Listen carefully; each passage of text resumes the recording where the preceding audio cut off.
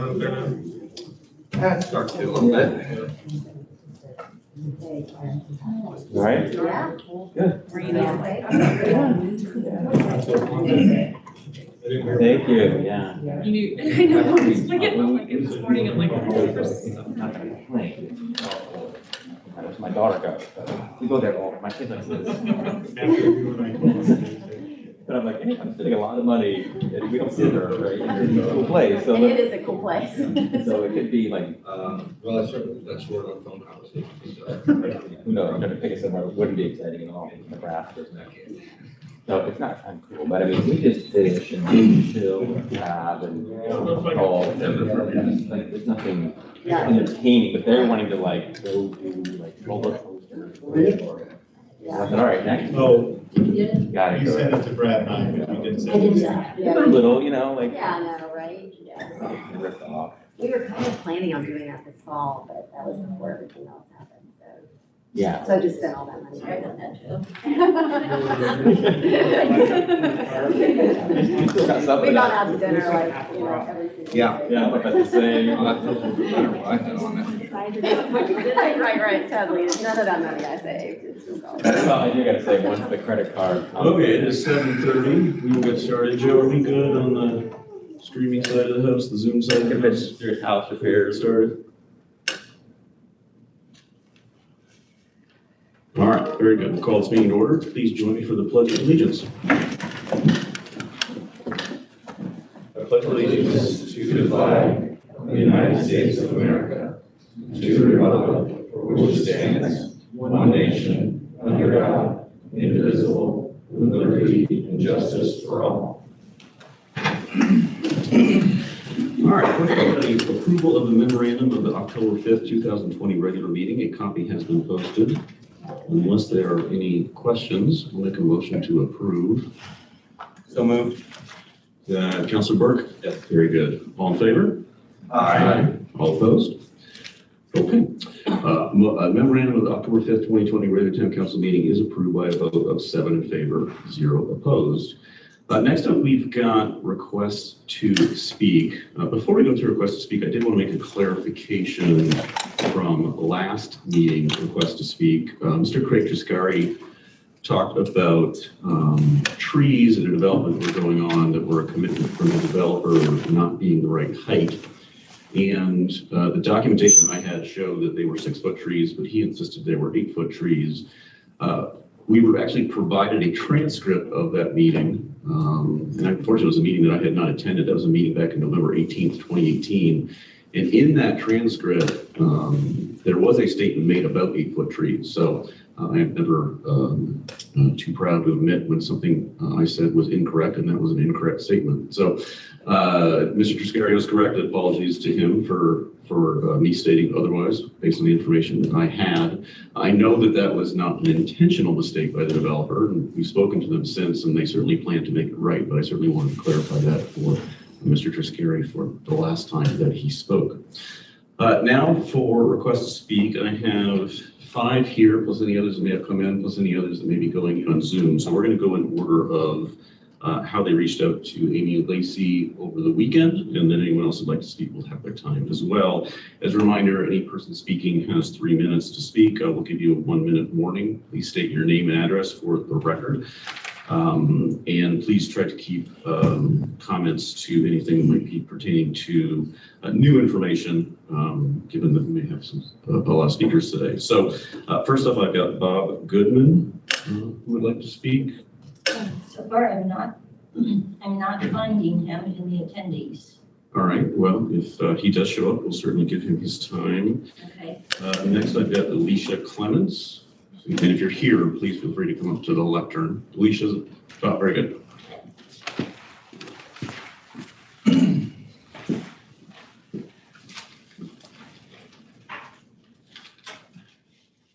Good morning, my name is Alicia Clements. My address is 8869 P-I-N Oak Drive here in Zionsville, zip code 46077. Good morning and thank you for your time. I am a resident of our great town of Zionsville and have been since 2011. I came to this meeting today not as a Democrat or Republican but as a concerned constituent. I'm hoping that the members of this council value and welcome input from the residents of Zionsville. Oh, excuse me. And not only listen to my concerns, but choose to reconsider your current stance on ordinances 2020-12 and 2020-13. Many of you are my neighbors. Some of your children go to school with my children. You're reasonable people. I hope that you can see how appointing yourself to local boards and giving those boards the authority to make personnel decisions for the police and fire departments may seem a bit sketchy. Each of you are good people with honorable reputations. The fine residents of Zionsville would not have elected you if they did not see the good in you.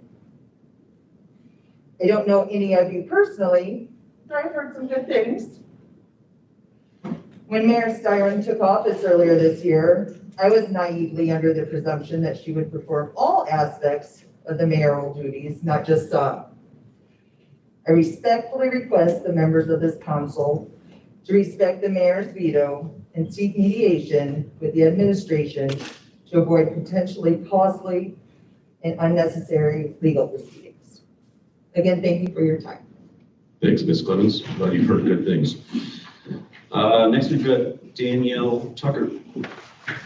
She should be ready to go. Yep, I'm here. This is Danielle Tucker. I live at 950 West Pine Street in Zionsville. And I don't often speak at... Danielle, hold on for just a second. We yep, sorry, can't hear Danielle. you. Certainly.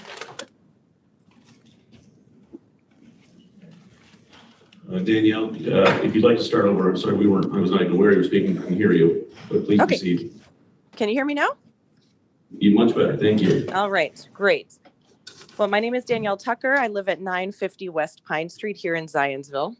I don't often speak at public meetings, but I felt compelled to in light of the death of George Floyd. And I really feel like many communities are right now considering the input of their community members when they are creating things like public safety boards. So I felt compelled to speak because I see that the board that council is trying to create doesn't really have, besides our elected officials, voices of the community on the board. So in thinking of these two ordinances, 2020 and 20, council considering community input and having community voices on such a board if there is the establishment of such a board. However, we have a unique governance system here in Zionsville, and a reorganization resolution 2014-11 gives the executive certain powers, and it appears that you're trying to strip our lawfully elected mayor of such powers. And that's concerning as well, right? We, the voters, elected you and the mayor both to work together, and taxpayers here really would prefer, right, that you work together rather than end up in some sort of extended litigation where we're spending our taxpayer dollars between a fight with the city council or the town and the mayor. So I would just like you to consider that we will remember your choices when it comes our time to vote again, because I think we like community voices on such boards and also like our mayor town council to work together. Thank you for your time. Thanks, Ms. Tucker, appreciate that. Next, we've got Aaron Brewster.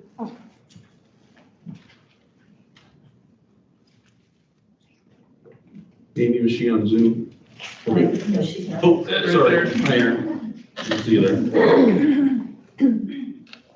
Morning. My name is Aaron Brewster. I live at 6756 Travel Crossing here in Zionsville. I'm here to talk about ordinance 2020-12 and 13. As a taxpayer, I resent the fact that the council is so willing to head down a path that they know will lead to a legal battle and result in the wasting of taxpayer dollars. Many of you ran for election claim to be fiscally responsible. Yet when faced with an issue such as this, where the ordinances being pushed through contain unlawful clauses and where you have been informed prior to any vote by the mayor that the attorneys have not been able to connect on these issues, instead of taking the lead to make sure all the issues were resolved in a lawful manner, you all chose to rush through the ordinances instead. Then when given a second chance to rectify the issues, we're here with you all prepared to vote to override the mayor's veto of your unlawful ordinances, and with you all well aware of the action that action will lead the mayor to resort to legal action in order to rectify the situation. That decision will not be on the mayor. It will be on all of the council members who have forced the issue. I question the competence and motives of a council that will willfully disregard the law, that will take actions it knows will result in wasting taxpayer dollars, and that would rather violate the laws of the town than work with a democratically elected mayor. It is also my understanding that not all members of the board in question under these ordinances were informed or consulted prior to these ordinances being raised. I also understand that the town council shares an attorney with at least one of the other boards in question. The fact that no one recognizes as unethical and potentially a conflict of interest is also quite disturbing. The issue today may be these two ordinances, but I think serious questions need to be asked about some of these other things as well at any board where multiple council members hold multiple positions. So for today, I ask that you guys let the mayor's veto stand and work out the ordinance issues so that they're no longer violate the law. Thank you, Ms. Brewster. President Garrett, Mayor Styron would also like to speak. Okay. We'll get to her when we get through the rest of the people as well. I've got Amber Nunez. Yes. There she is. Very good.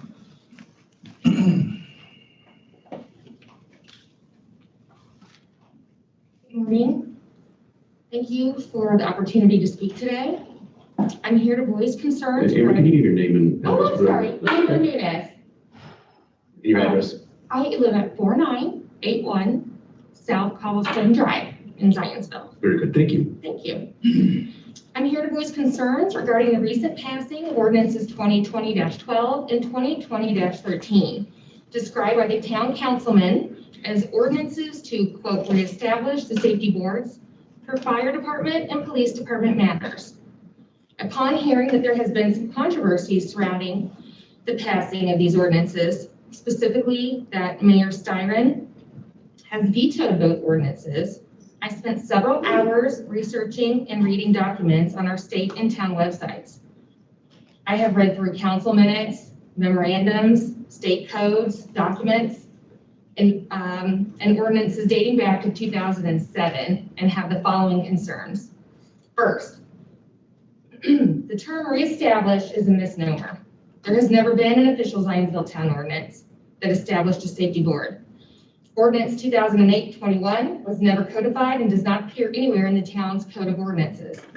An uncodified ordinance establishing the Board of Police Commissioners occurred several years ago in approximately 2007-2008 before the town of Zionsville was reorganized in 2014.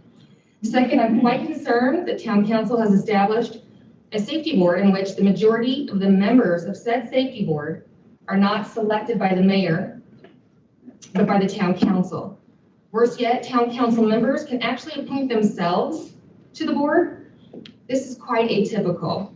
Municipalities in Indiana who have mayors, such as Zionsville, call on their mayors to appoint the members of the safety board, not town council.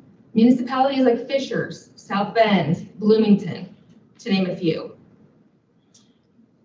Indiana Code 36-4-9-6 clearly states that the executive, and that's in quotes, appoint the chief of fire and chief of police, and it clearly states that the safety board members are also appointed by said executive.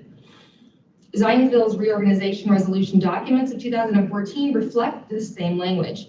This is a clear conflict of interest, or there is a clear conflict of interest in having town council members acting as a majority stakeholder in our police and fire safety boards. Third, the terms you use in your proposed ordinances conflict in more than one way with the 2014 Zionsville Town Reorganization Resolution, as well as Indiana State Code.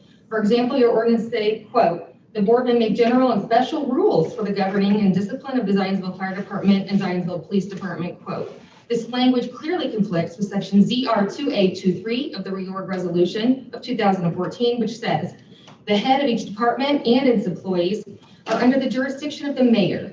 The reorganization resolution of 2014 and Indiana statutory law also give the mayor the authority to appoint as well as, quote, demote, quote, the chiefs of the fire and police departments to the position he or she occupied prior to his or her appointment. Thank you, Ms. Without- Davis. That's your 3 minutes. Okay. Appreciate you coming up. My last sentence is that it appears as though town Thank you, Ms. council Davis. is That's your 3 minutes. knowingly passing ordinances. I'm Please leave the speaking. lectern, I'm Ms. finishing this Nunez. last sentence. Thank you. Please leave the lectern. And overriding the mayor's veto in the face of questions of legality.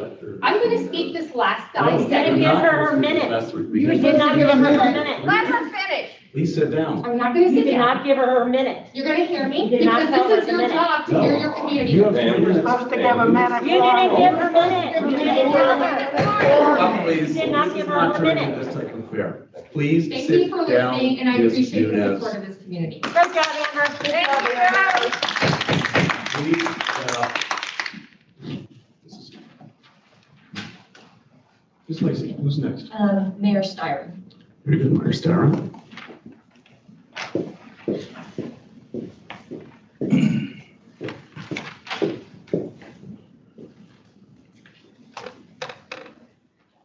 I want you to pause before finalizing these ordinances as they are currently written.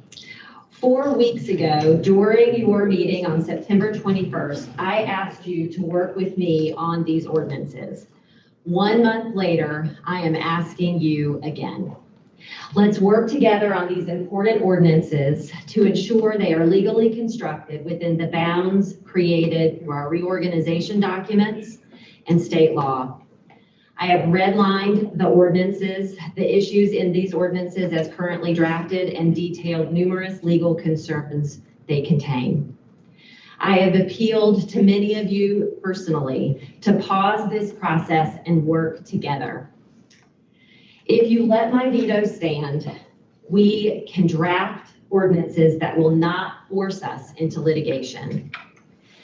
If you vote to override my veto and pass them, I am legally bound to appeal to the courts to adjudicate this matter.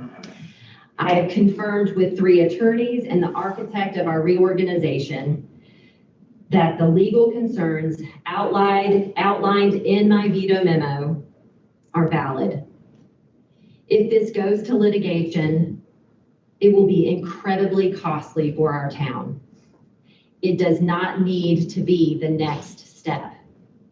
We have choices that we can make to resolve these issues outside the courtroom. I urge you to give us the opportunity to at least try to find common legal ground. Josh, you are fond of referring to our town's reorg as our constitution. In watching Amy Coney Barrett's testimony during the Supreme Court legislative hearings, I heard her say that legislators and judges can't change the meaning of a word in the Constitution just because it limits them in a fashion that they do not like. One of the areas in this ordinance where we disagree is the meaning of the word discharge. The literal meaning is to fire someone. Your ordinances add additional meanings to this word. However, there is no legal ground available to this body to change the meaning of our reorg. You are attempting to take a 2008 document, something written many years before our reorg was even drafted and established, to secure executive privileges for a board that is majority comprised of town council and wholly appointed by town council. That 2008 ordinance was drafted when this community was governed by a strong town council form of government. That is not our form of government anymore. We have a new constitution now, and it is incumbent upon us to ensure our local ordinances follow the structure that that constitution provides. Thank you. Thank you, Mayor. Okay, next up is Craig Tiscary. Very good. Mr. Triscari, you have the floor. Yes, my name is Craig Triscari, 3270 Paddock Road. As of October 2020, Van Trust has still failed to run the 8-inch water line into Saratoga after the December 2018 rezoning passing requiring Van Trust to run the line when they set up their water. Zionsville mayor has told me she is looking into some of the serious discrepancies in Van Trust commitment, which included to date the size of the trees, which you addressed, and I appreciate that. And the residents on the resident side and the failure for the water line in phase one. Since she's asked me to have a few weeks, I'm not going to address this issue in any detail. The town council should look at reviewing and changing your current construction ordinances that are designed for short-term building based on noise pollution issues. We have problems with noise in the morning and early Saturday morning since the construction within the rural Zionsville is being conducted for years. Additionally, you need to address water and sewage issues in Southern Perry Township, as the current disregard to the rural comprehensive plan has caused issues for our wells and potentially sewage in the near future. Taxation issues for all residents in what Zionsville and Whitestown calls revitalization zone, which allows multi-billion-dollar companies to pay less than a year than a single home dwelling in that area at this time, should be reviewed for home dwellers, and their taxes should be reviewed as well. Finally, these issues are just part of phase one concerns. There are problems based in phase two issues, which will be addressed at a later date. If you plan to buy a home within the Zionsville address, be very cautious. Zionsville has not followed their rural comprehensive plan, which was part of your reconstruction plan, by the way, that the mayor talked about. I was there. Nor do they care about our property values in Southern Perry Township. Homeowners on 421 or near the highway look to reduce your taxes to Zionsville based on their reckless development and revitalization of corporate tax giveaways. The town council has provided to date zero value added to the greater rural Zionsville community to date. Our community supported you, gave you a mayor. We want you to support us. Thank you. Thank you, Mr. Triscari. Next up is Sally Zelonius. Sally, you've got the floor. Sally Zelonis, 40 South 3rd Street, Zionsville. I attended the October 5th town council meeting, and I was wondering at the time when the vote on 2020-12 came up, and also the vote on 2020-24-Z came up, there was references to memos from the mayor. None of those memos that I can see were ever included in the packet. And it made me question when Councilman Choi made a motion to postpone the vote on 2020-12, and he got no second, so that motion didn't go forward. And he referenced, and also Councilman Garrett, you also referenced a memo from Mayor Styron. I'm suggesting that perhaps it would be more transparent if the memos were included in the packets, so that those of us who are in the audience have an opportunity to review them before the votes are taken, so that we could go ahead and raise concerns at the appropriate time. I'd rather do that before the vote than after the vote. So I ask you to consider, please, including those memos from this point forward in the packets before the meetings. That being said, I agree with the mayor, and I hope that the council will vote to postpone these important measures. Thank you. Thank you, Sally. Amy, can you take that as a note? It's not a bad suggestion to include those memos for the meetings of the I thought that public. they were included on the website, in the packet on the website. I can go back and check. I thought I had included those. Okay, very good. Thank you, Sally. Let's see. Next up is Ben Jenkins. Ben, the floor is yours. Good morning. My name is Ben Jenkins. I live at 4361 Ledge Rock Court in the Rockbridge subdivision in District 1, and I proudly called Zionsville my home for over 16 years. I agree with the concerns detailed in the mayor's veto memo, and believe the suggested changes to the ordinance 2020-12 would result in a safety board that is better able to independently and judiciously execute its charter. An override of the mayor's veto, nor the possible legal action that would follow, are in the best interest of our town and its citizens. While there may come a time when a veto override is warranted, this is absolutely not one of them. I've shared my analysis and the mayor's veto memo as far and as wide as possible in the less than 24 hours since today's agenda was posted yesterday morning. I voted for Mayor Styron because of the vision she articulated for the town. It is more than refreshing to see a politician actually deliver on her campaign promises, and so quickly, with the proposed budget, hiring of the town's CFO, economic development at Creekside with the Ray Hall announcement, and transparent governance. I also recognize that those accomplishments would not have been possible without the support of this council, and for that, I say thank you. I would very much like to see that partnership and cooperation continue by letting the mayor's veto of Ordinance 2020-12 stand and a new safety board ordinance introduced that both the town council and the mayor's office support. I implore the council, in particular Mr. Traylor as my District 1 representative and Mr. Choi as my at-large representative, not to proceed with the veto override. Thank you for your consideration. Thank you, Matt. Okay, next up is Michael Nelson. Mr. Nelson?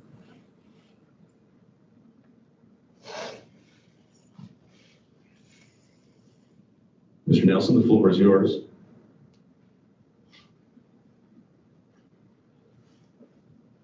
Maybe he's even promoted as speaker. Yeah, Good morning. Good morning. Oh, there we go. We hear you, Mr. Nelson. If you can give your name and address and your comments, please. Yeah, this is Michael Nelson. I'm a 18-year Zionsville resident, and I live at. Definitely can hear that one. Mr. Nelson, you're coming in very faint. Sorry about that. Mr. Nelson, we cannot hear you, I'm afraid. Is there anything you can do on your end? Can you hear me any better now?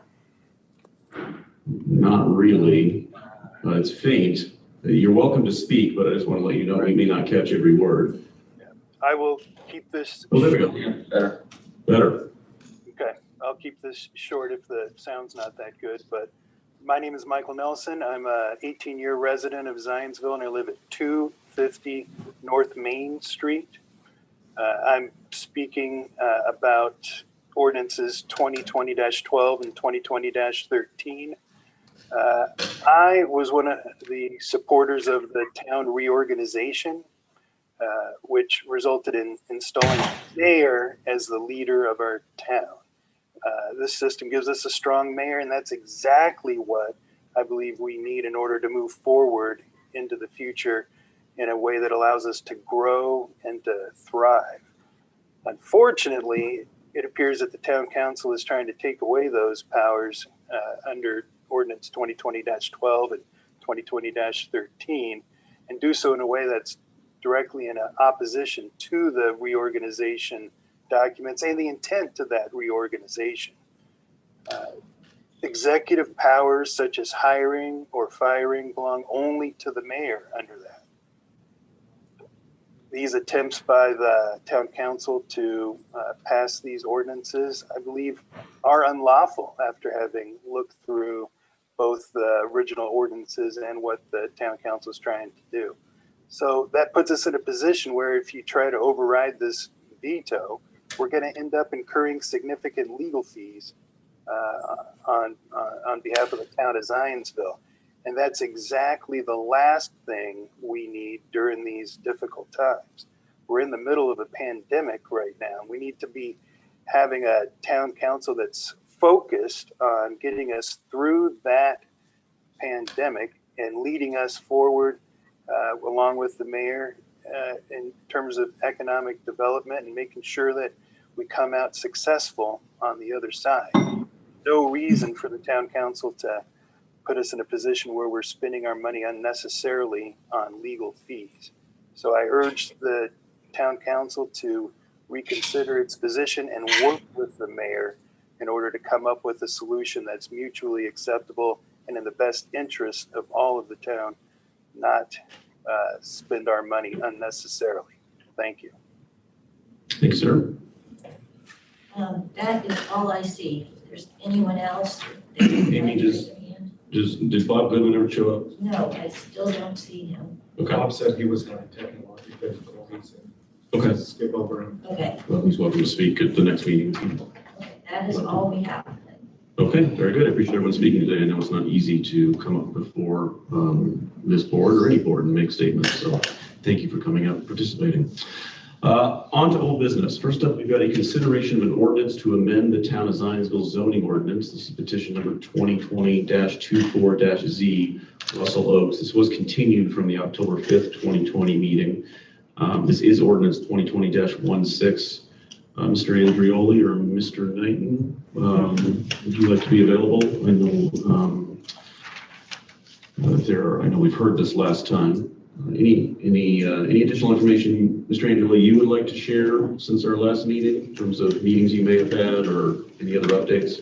Yes, we had, Mr. President, thank you for the record, Mike Andrioli, 1393 West Oak Street. With me is Jim Knighton, who was one of the developers of this particular project. We did have an opportunity to reach out with, and I sent a letter to the council. Hopefully you got that, so I won't elaborate on that too terribly much, other than we had productive meetings with a resident from probably the most affected resident, the Armstrong family, that lived almost immediately adjacent to our eastern boundary. And it was a very good meeting. We learned some of their concerns, and we pledged and promised to work with them through the development plan stage and meet with them well before anything is filed with the Plan Commission moving forward with the development.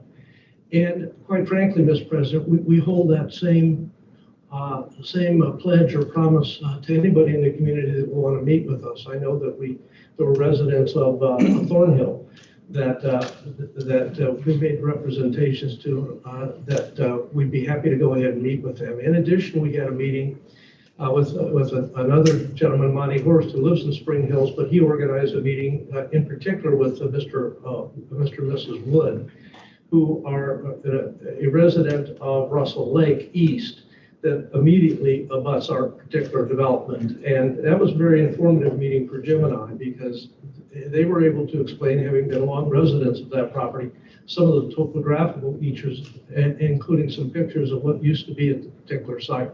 So it was very informative to us. We made the same pledge to them. Finally, after a little effort, we were able to go ahead and have a conference call with Mayor Styron. And it was a warm and a cordial conference.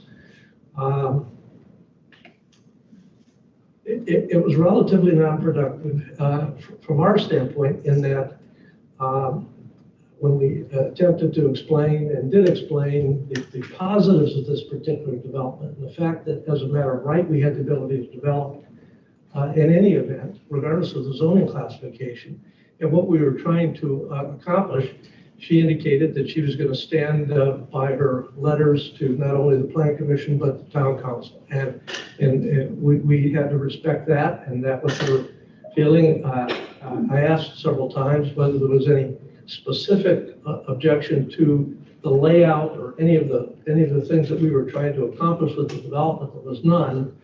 But there was a concern, and she was forthright with us that there was concern about just general public health and safety, and the access to Oak Street, the amount of traffic on Oak Street at this particular point in time. When we explained to her that there's going to be traffic on Oak Street from this development in either form, she indicated she would stand by her letter. And we certainly would respect that, and we try to keep the lines of communication open, and she indicated she would as well, so that when we move forward with the particular development, whatever form it takes, we'd like to have further meetings with her and have her understand what we were trying to accomplish out there. So that's really about it. There was just a general feeling that we would create traffic, general feeling that we would potentially cause to additional public health and safety concerns that she had.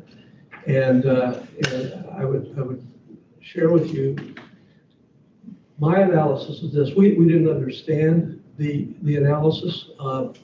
respectfully. We told her we disagreed with that respectfully, but we also don't understand it.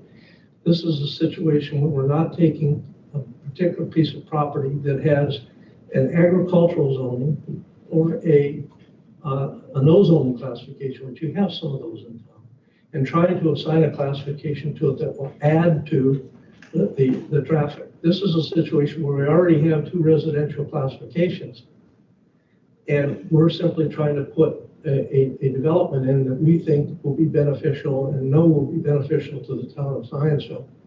So it's not like we're adding incrementally substantial amounts to the traffic, or we're taking a raw piece of ground and then trying to densify it. I think we would better understand those concerns raised by the mayor under those circumstances, because that's really taking something that has no density and you're creating density, and therefore you're adding to the traffic flow. In this situation, we already have residential classifications. We're just trying to build the best particular development that we can in the area. So we would, we're not going to be here today suggesting to you what your responsibility is, and you will use your good offices to make the right decision possible in this matter. It comes to you with a favorable planning commission recommendation after 2 public hearings. I don't really have any more to add unless members of the council would have a question. Be happy to go ahead and answer any of those questions that you might have. Councilors, questions? I don't have a question for Mr. Andreoli, but if anybody does, feel free. But after he's done, I would like to get the mayor's feedback on their meeting if anything came of that. I mean, we've heard through Mr. Andreoli what she had to say, but I'd like to hear from her as well, since we know her position on that. Right now is the request. Yeah. Mayor, if you're welcome to come up and speak.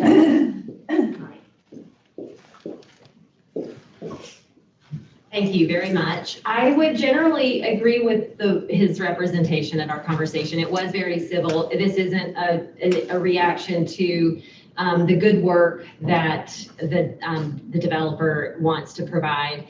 And I feel that it's incumbent for me to continue to bring up, we have a problem on Oak Street and we need to keep putting funds towards addressing it. And we don't have a lot of funds to fix these things, and I'm concerned about it. A person has died at an intersection that's right down the road from this particular site. And the more traffic, the more every new rooftop creates at least 1, probably 2 cars or traffic potentially multiple times a day. And I want to say yes to development, quite honestly. I want to say yes to bringing more people into our community and having more growth in our community that is balanced and that is mindful of public safety and is mindful of, the general goals of our comprehensive plan. So I realize that my memo is not going to necessarily sway your decision, but I want to be able to put that into the record and share the concerns I have. Thank you. Thank you, Mayor. Anything else? Sorry. Am I free to go? No, I don't. Can I ask the only question? Oh, sure. I'm sorry, Mayor. Someone did have a question. Yeah. No, I completely appreciate what you always provide to us. I struggle with the same thing, and I think we're all concerned about the traffic issue on Oak. I guess where I get stuck in making a decision here is they already can develop homes there now. And so I think the difference is something like 30 less homes out of, what's 100 and what's the current? 10 actually over the R1. Yeah, 10 more. So 10 more homes with the change. So even if we do nothing, they can still develop the land as it is and continue to put traffic onto Oak Street. So it doesn't really change. For years and years, right? That's been the case, and that hasn't happened. So there's economics that are involved in some of this too.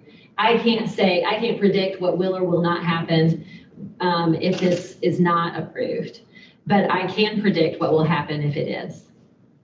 Okay, thank you. Thanks. I have a question for Mr. Andreoli. Mr. Andreoli, there's a question for you. If you can take the lectern, please.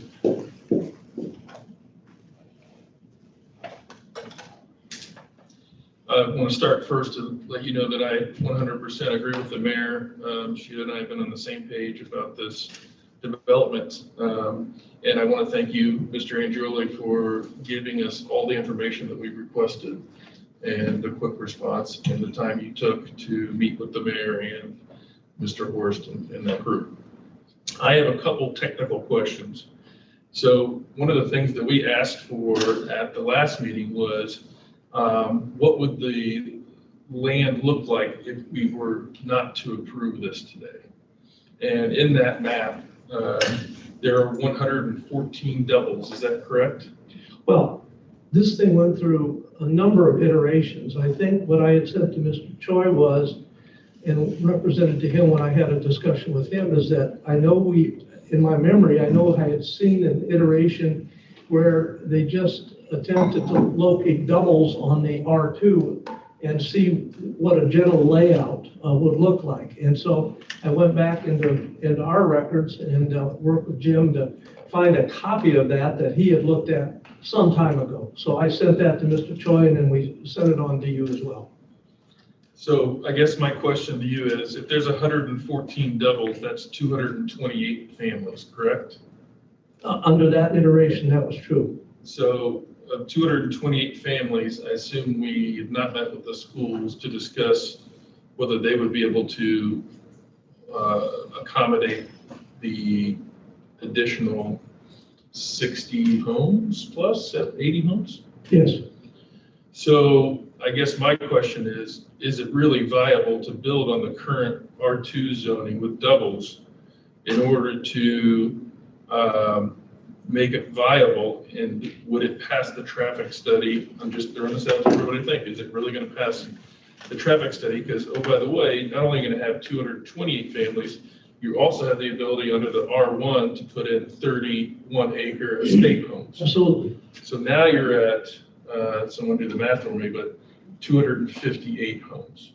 So if we say no to this, that puts 258 potential families in that area. So, correct? Based upon that iteration, that is correct. And based upon the densities allowable under the R1 and the R2. So my question to you is, and to the rest of my counselors, is that 258 homes really going to pass both the traffic studies and the schools accommodations? And oh, by the way, Mr. Lance is not here today, but then my other question is, now we have 258 homes. Do we have a capacity in our wastewater system?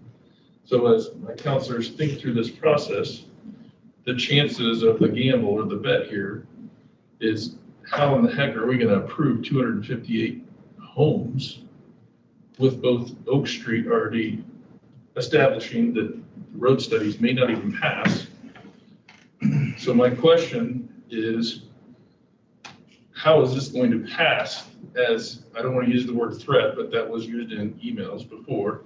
If we don't approve it today, they're just go ahead and build tomorrow. Well, first of all, my information I passed along with Mr. Choi and I shared with you and shared with the Plan Commission has never been a threat. Good. It's not a threat to point out exactly what is allowable by your own statutes. That's the first thing. Second thing, we're not asking you to pass a doubles project. Completely the opposite. What we're asking you to pass is the project that we have in front of you that you received a favorable recommendation from the Plan Commission. I don't know what the traffic study would say with 250 homes. It may be the same. We may have to tweak it. We haven't spent thousands of dollars for a traffic study except for the plan that we've got in front of you now to not have doubles. And that's what this accomplishes. So I don't know whether or not we'd have to tweak it. I don't know if there's other information. I can tell you from this, the likelihood is, since we can only put 150 home sites, traditionally when you go on and you start the development process, you're going to lose a lot or two. Just by the topography and other things. We learned some information from Mr. Wood that might suggest we may lose a lot or two depending on where things are located. So that's just part of the process. The advantage of this particular proposal and recommendation by the Plan Commission is we can only build 150. If we're going to tweak the development, it has to be less lots. It can never be more than 150 lots.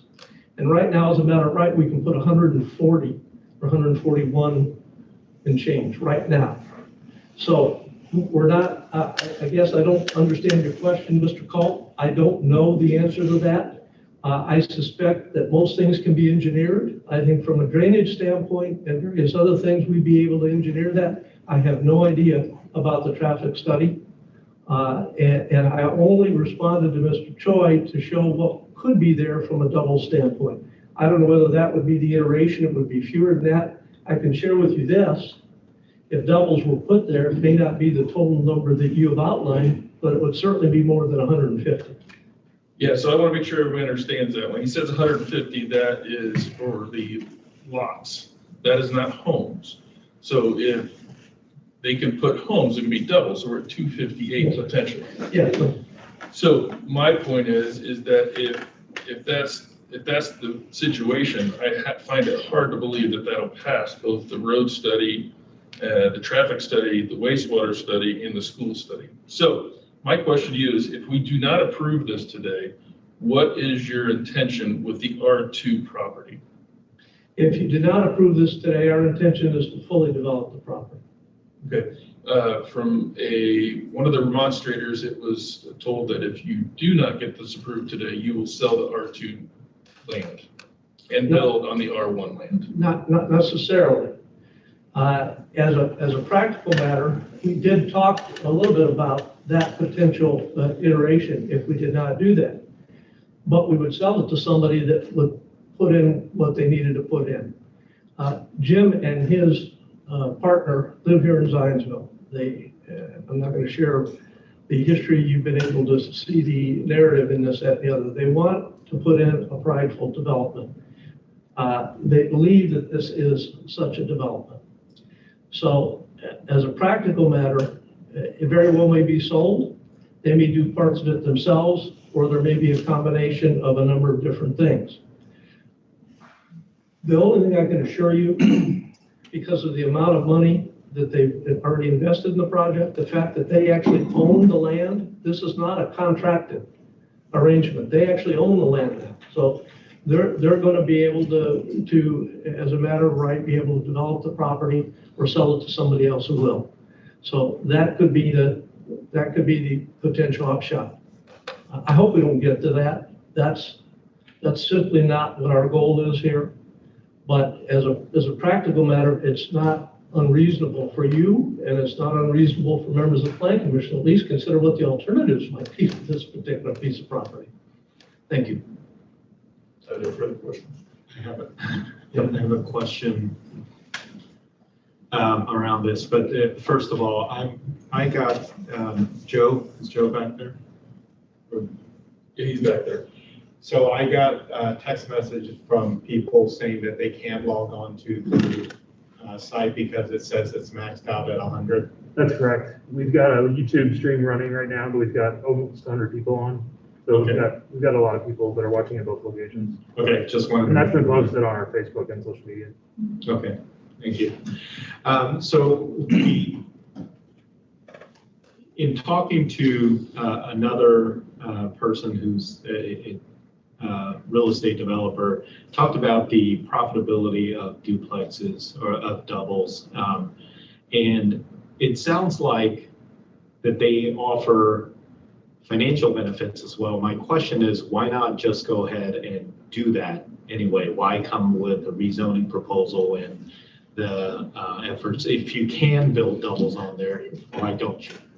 Since Jim has been working on this project for 1.5 years with staff, I think I prefer him to, that's a good question. I'll prefer to have him answer that, Councilor Choi, if that would be permissible, Mr. President. Please.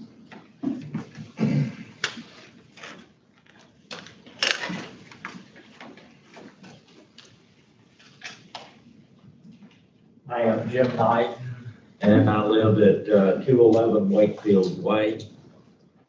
And it seems to me that this conversation has gotten way off base. We bought this land with the intention of building a project that our town would be proud of. The problem is that in the, this portion of the property is zone R1. This is R2. We don't want to sell this property to someone else. We want to develop it. But we can't understand why an incremental increase of potentially at the most 10 houses is holding this up. We don't want to build doubles. We want to build this project. And the reason we need the rezoning is because you cannot accomplish the desired density without spreading this out and making it a monolithic zoning. It doesn't work. If we cut our project off right here and make this estate homes, it doesn't fly. There's no economics to it. It doesn't work. So we're not trying to threaten anybody. We're not trying to do anything other than move forward with something that I've poured my life into for 2 years now. And that's an outstanding project. It doesn't make any sense that we're gotten off track here to where we're talking about threats and who's gonna do what. This is crazy. And maybe I'm not supposed to say that at council meetings, but that's the way I think. Thank you. I have no further questions. Any other questions from councilors on this matter? I was just looking at that map and something stood out to me. Can you hold that map up so everybody can see that map? You know, as I look at that map, you know, I see the homes and I see the water and then I see the trees, and there's just a lot of water and trees on this development. And I don't know if it's because it's unbuildable. I don't really care with why it's there. But my understanding is that there is a lot of water, a lot of trees, a lot of preserving that's going on with this development as I look at it. And I just want, you know, everyone to see it, because I know that some of you didn't see that, and Mike, even there's some people back there that didn't see it. But I just think it's important to note about this particular drawing. So it looks like there's a bit of preservation going on, and to me, that's what I see. So, And council members, this is our eastern property line. And this whole area in here will remain an open space. Topographically and because of drainage reasons, it will stay undeveloped. It must stay undeveloped. So you also know that the Armstrongs had just bought the property that they lived in several months before, and we felt a particular affinity with them in terms of trying to understand their concerns and promise them that through the development plan, any way this works, we will work with them in terms of how we can help from traffic lights and a number of other things getting onto their property. They live literally right here. Yeah. So they are the property most concerned. Thornhill, 400 and 500 feet away. The properties over Thornhill. This is Thornhill here. These properties, 400 and 500 feet away. I think Mr. Polk, you live somewhere over here. Somewhere in there. Yeah, somewhere there. Yeah. So we're not going to be close to the property line, except significantly the property that the Armstrongs have. And as I said, we will try to make it right with them in any way we can. We felt they bought into this situation and they attempted to do some due diligence and it didn't work out for them. Not anything we did, but, so we have a particular affinity for them in terms of how that's going to impact their. Mike, to that point, I did visit with them as well, and they visited their property. It is right up against where that road would come in. And one of the reasons that I voted for continuance on this is that you would have a chance to visit with them.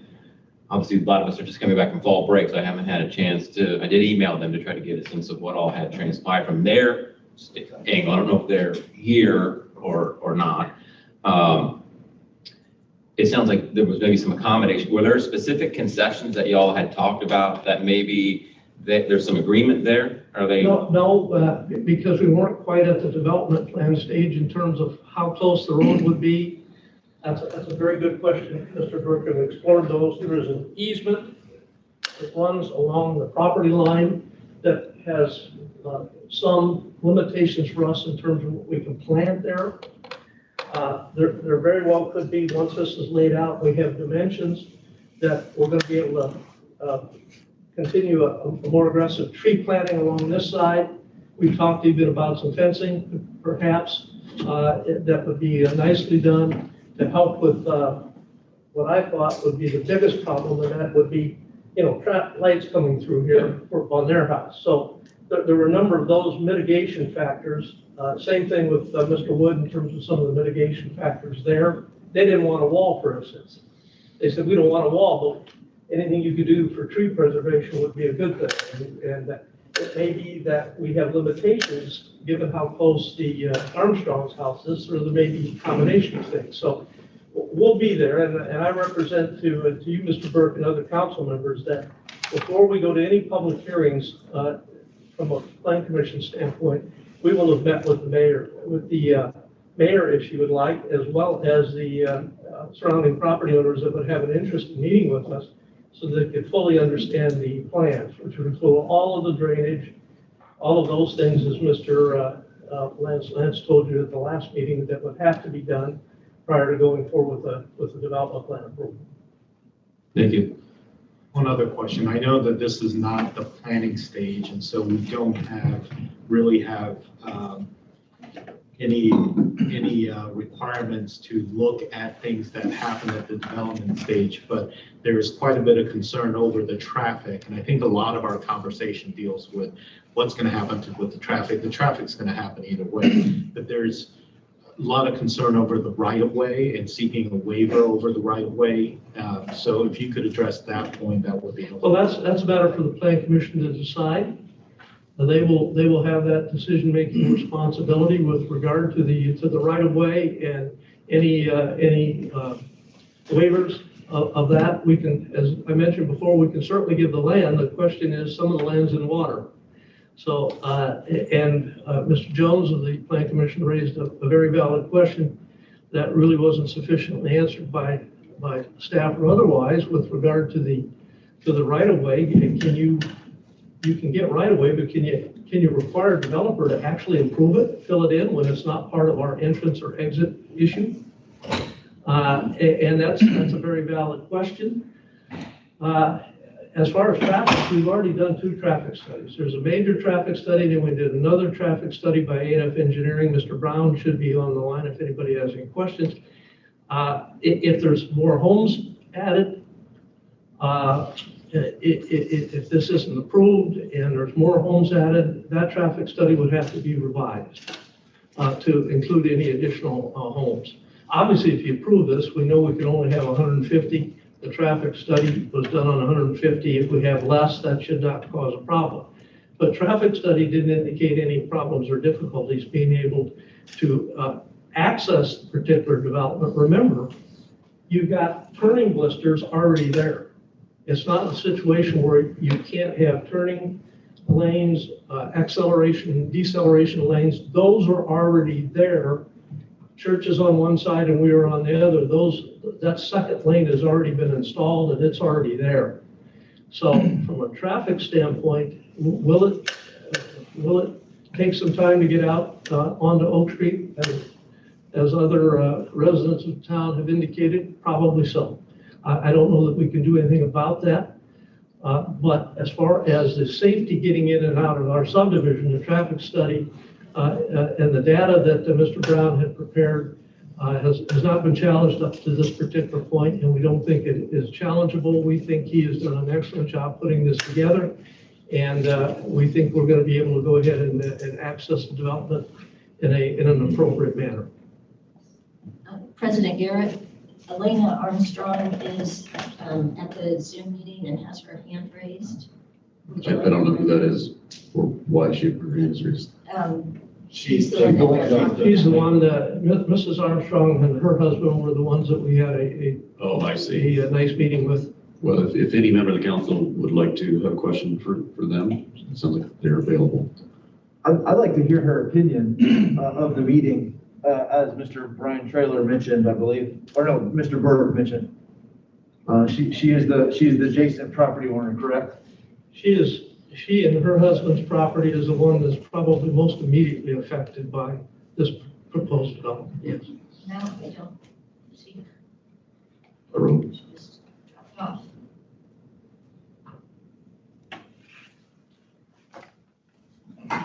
Is she no longer on there, Amy? She's no longer on there. Okay. Oh, wait, she's back. Oh, there we go. Okay, she will be joining this panel. There she is. Hello, everybody. I'm here. Can you hear me? We got you. Great. So I understand that the time for public comment at this meeting is finished.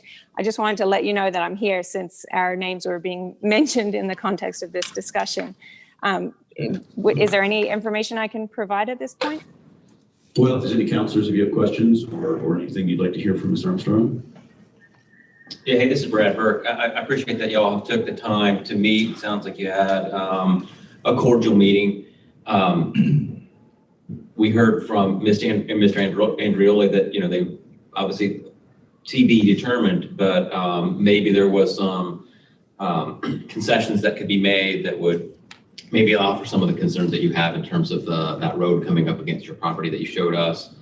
I was just curious about what your takeaway from that meeting and if you felt that maybe some of those suggestions would alleviate some of your concerns. Right. So yes, I would certainly say that our meeting was cordial, and I did appreciate the time that we had to speak with the developer. What we learned at that meeting is that the plan is in a very early stage, which I guess is typical for this stage of the process.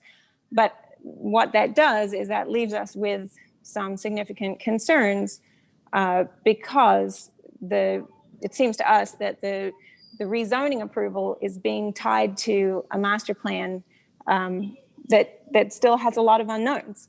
And so even though we appreciate that the developer wants to take our interests into consideration, that only has so much value. And so our main concern is really around the cottages that are planned to be built on the steep terrain in the northeast corner, and the possible flood impact that will have on downstream properties.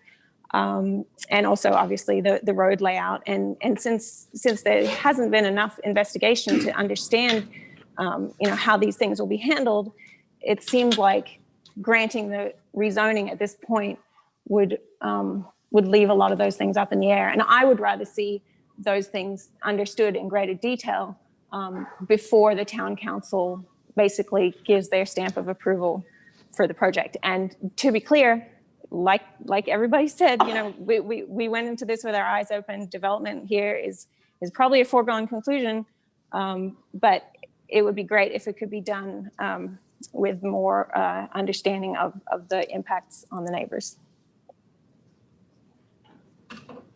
Thanks, Eliana. Any other questions for her from councilors? I tend to agree with the mayor on adding roofs on Oak Street. It concerns me, the traffic concerns me, but I also pragmatically realize that by turning it down, you basically lose a seat at the table. And I trust our planning commission, if we do approve this, to go through and flesh out some of these concerns that we have Because if you do sell the land, and that's your right to do, and an out-of-state developer comes in, they may not care what we think. So I appreciate having the dialogue, talking to the neighbors, talking to the mayor, talking to this council. You know, I'm supportive of a project I don't like, which sort of sounds counterintuitive, but I think of the two alternatives, this is the most desirable of them. So that's just my take on this. I share the mayor's concerns as well as Ms. Armstrong's concerns, and the biggest issue is tying the master plan to the binding commitments. And so that, I think there's still a lot of questions there that are left to be determined. And so I'm at a loss for how that gets fettered out. And the plan commission itself, even though they did approve it, was not unanimous in its approval. So I want to take that into consideration as well. Any other comments on this subject or any motions that any councilor would like to make on this subject? I guess I just have one final question Sure. for Mr. Andreoli. Obviously, you haven't fully expended dollars to do this study. I mean, that would come at the next phase in terms of some of the concerns around terrain that may or may not be amiable for flooding or whatever it might be. If you get into this at the next phase and as you're getting into more environmental studies and you realize there is a flooding concern with some of this terrain that maybe isn't as buildable as you thought, as you pointed out, you met with Mr. Wood, who was able to show you some geographic features that maybe you hadn't fully understood. Would that, obviously my guess is that you just then adapt the project and maybe you lose some of those lots. Is that a fair statement? In part, Ms. Burke. We've spent well into the six figures in terms of looking at the preliminary drainage aspects. And you and I had a conversation about flatland versus the land with already with a lake on it and those types of things. So from a drainage standpoint, we don't think that's going to be so much of a problem. There are dirt balance issues, there are ravines there are those kinds of things, and that's what the next phase would tell us.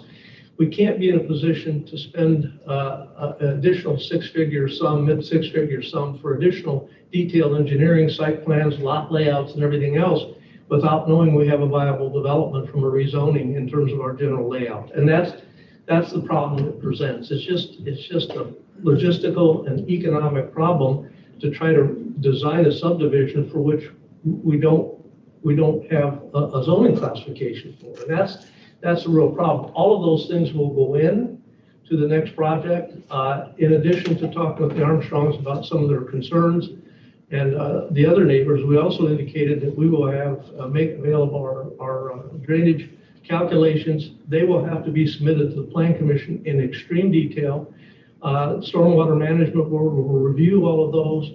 We represented to any of the neighbors that would want to meet with us that we'd be happy to go ahead and have those in hand, and they'd be able to look at those and see those well before any Plan Commission agenda. It's not going to be a 10-day situation where we give them 10 days notice and then we're off and running. It's going to be much more of a situation where we're going to have those plans detailed. The likelihood is when you get into these things, we're going to lose some lots. I don't know how many. I don't know if it's going to be one or it's going to be 8. We don't know.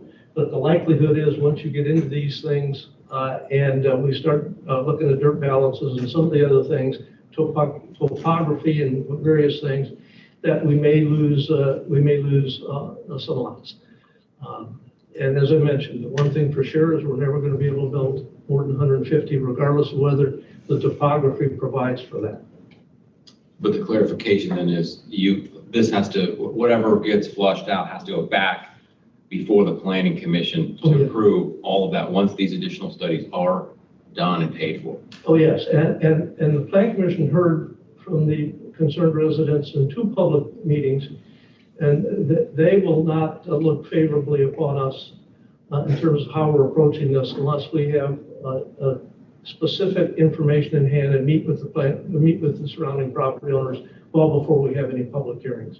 That's not the way we intend to do it. We'll represent to you as a counselor and all the other council members that we will have all of that information in hand ahead of time and then meet with the surrounding property owners and get their input and raise their concerns. They do have concerns about the drainage out there and those types of things.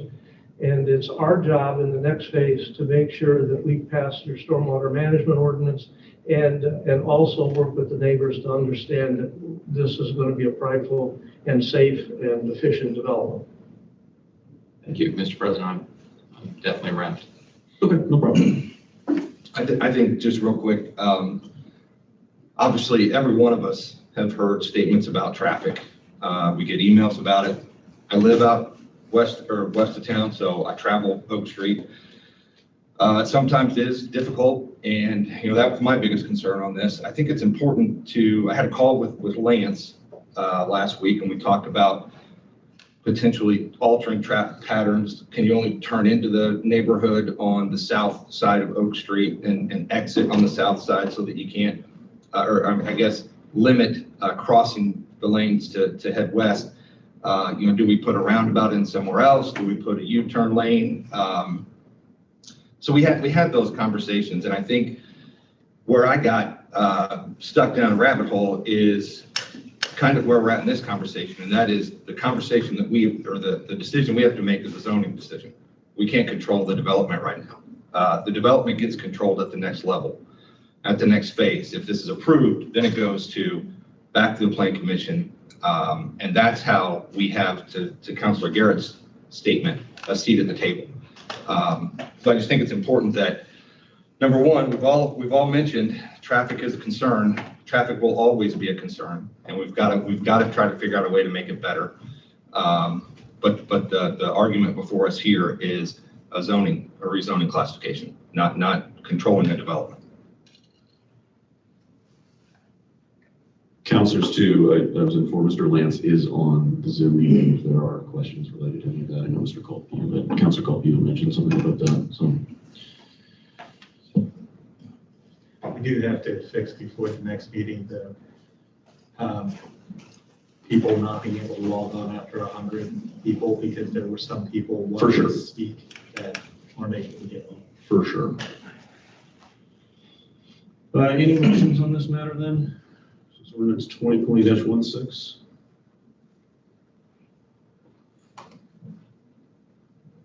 Everyone's quiet. All right, well, I'll make a motion to approve. Is there a second? Second. Second from Councilor Plunkett. Ms. Lacy, we do a roll call vote on this. Not quite sure how this will go. Sure. President Garrett, Yes. Vice President Traylor, No. Councilor Burke, Yes. Councilor Choi, No. Councilor Culp, No. Councilor Melton, Yes. Councilor Plunkett, Yes. All right, ordinance number 2020-16 is adopted with a vote of 4 in favor, 3 opposed. Moving on, we've got a consideration of an ordinance reestablishing the safety board for fire department matters. This is a consideration of a veto override, which is for us, making some history here. So ordinance number 2020-12. Amy, before we start in this, I wanted to clarify a couple of things. So, You're saying Amy, but you're looking at Heather. Heather, I just want to be clear. Heather, I want to clarify a few things. If we let the veto stand, we just revert back to what currently exists. Is that correct? Correct. Okay. So our reorganization gives the power to the mayor to veto and to share a message for the reasons for her veto, which she has done. And if you let the veto stand, then we are back to our existing structure, which is a current 2008 Board of Police Commissioners ordinance, and then no ordinance, as the mayor indicated, with respect to the safety board. We've historically had members of the town council serve as a safety board member, as have many other towns across the state. And they do so in varying degrees these days. Some have town council members serve, some appoint lay members or citizen members to serve, some have a mix of both. And, you know, so she does not have line item veto power. I know that was a little bit of confusion for some of our council members because the mayor did provide, I think, some recommendations in terms of what would be an acceptable ordinances to her with the red line version. But she does have line item veto power if, for example, this was an ordinance appropriating a tax or appropriating money, imposing a new tax, but not in this particular instance. So just so the council is clear, if you let the veto stand, we're just sort of back into this situation where we have these two boards that have historically operated that have been challenged in terms of their validity. So, just from a procedural standpoint, because we've not done this before, if we chose to let the veto stand, do we need to vote on that? I don't believe you do. You just would, you could just let the veto stand. You're welcome to vote. I know that there's many members of the public who've shared an interest in that. So if you want additional transparency, I certainly don't see any issue with you voting. But you have both options. Okay, to do very so. good. I think it's helpful to understand how we got to this point, right? I mean, I think a lot of people want to understand what is going on here and what is behind all this. So I think some background information on this will be helpful. I don't think I need to state that, Zionsville, we're unique in many different ways, especially in how our town is legally organized. We're one of only 2 towns in Indiana that has a mayor. As we've talked a lot about the reorganization, so the reorganization resolution 2014-11 states that for a department head to be discharged, a majority of the council must vote in favor of the discharge. Well, the reorganization is silent on the demotion in the rank of a police or fire chief. In conversations with the founders of the reorganization, we understand that the spirit of the provision was to require council approval before demoting the police or fire chief from their position as department head. A demotion of a police or fire chief from his or her position is effectively removing him or her as a department head. So for background here, in June of this year, the mayor came to council leadership, Vice President Traylor and I, with concerns about a department head. The severity of these concerns, the sheer number of them, were alarming to both Vice President Traylor and myself. We did find it odd that the mayor's request for a demotion and not termination, given the scope of these unsubstantiated claims against this individual. We were assured proper evidence for these charges existed, however, it was never presented to us after numerous requests to view it in person. Our recommendation to the mayor, given her concerns, was to follow the process that has long existed for a demotion within our public safety organizations, both the Board of Police Commissioners and the Safety Board. That process is set up to ensure these types of allegations and job actions have a non-political prosecution and a chance for the defense by the accused. We also made a recommendation to go to the State Board of Accounts for the more serious financial allegations being made. I firmly believe that this is the right and balanced approach supported by a reorganization and ensures decisions are based on facts and not political in nature. Instead, the mayor had her lawyer research what options existed to circumvent the process in our reorganization. A document which I agree with many remonstrators and the mayor herself in the veto that serves as our town's constitution. The mayor's approach with the safety board has been improperly constituted. While we disagreed, we went about reconstituting it as a courtesy to her concerns. It was of the utmost importance to this council that any ordinance recreating these public safety boards would not give new powers to this council. And that was what was written, debated, and passed. In fact, some of the proposed ordinance actually shifts power to the mayor because it's in line with what the reorganization states. Rather than accepting this approach, the mayor chose to threaten legal action, including again today, upon this body if we proceeded with what was intended to be a clarifying ordinance. Despite multiple councilors' attempts to find common ground, she instead chose to embrace a false narrative that this council was trying to seize power from her. This perhaps is the most disappointing element to this entire experience, given the wide support the mayor has enjoyed from this council, including board appointments, a new department created, economic development wins, and more.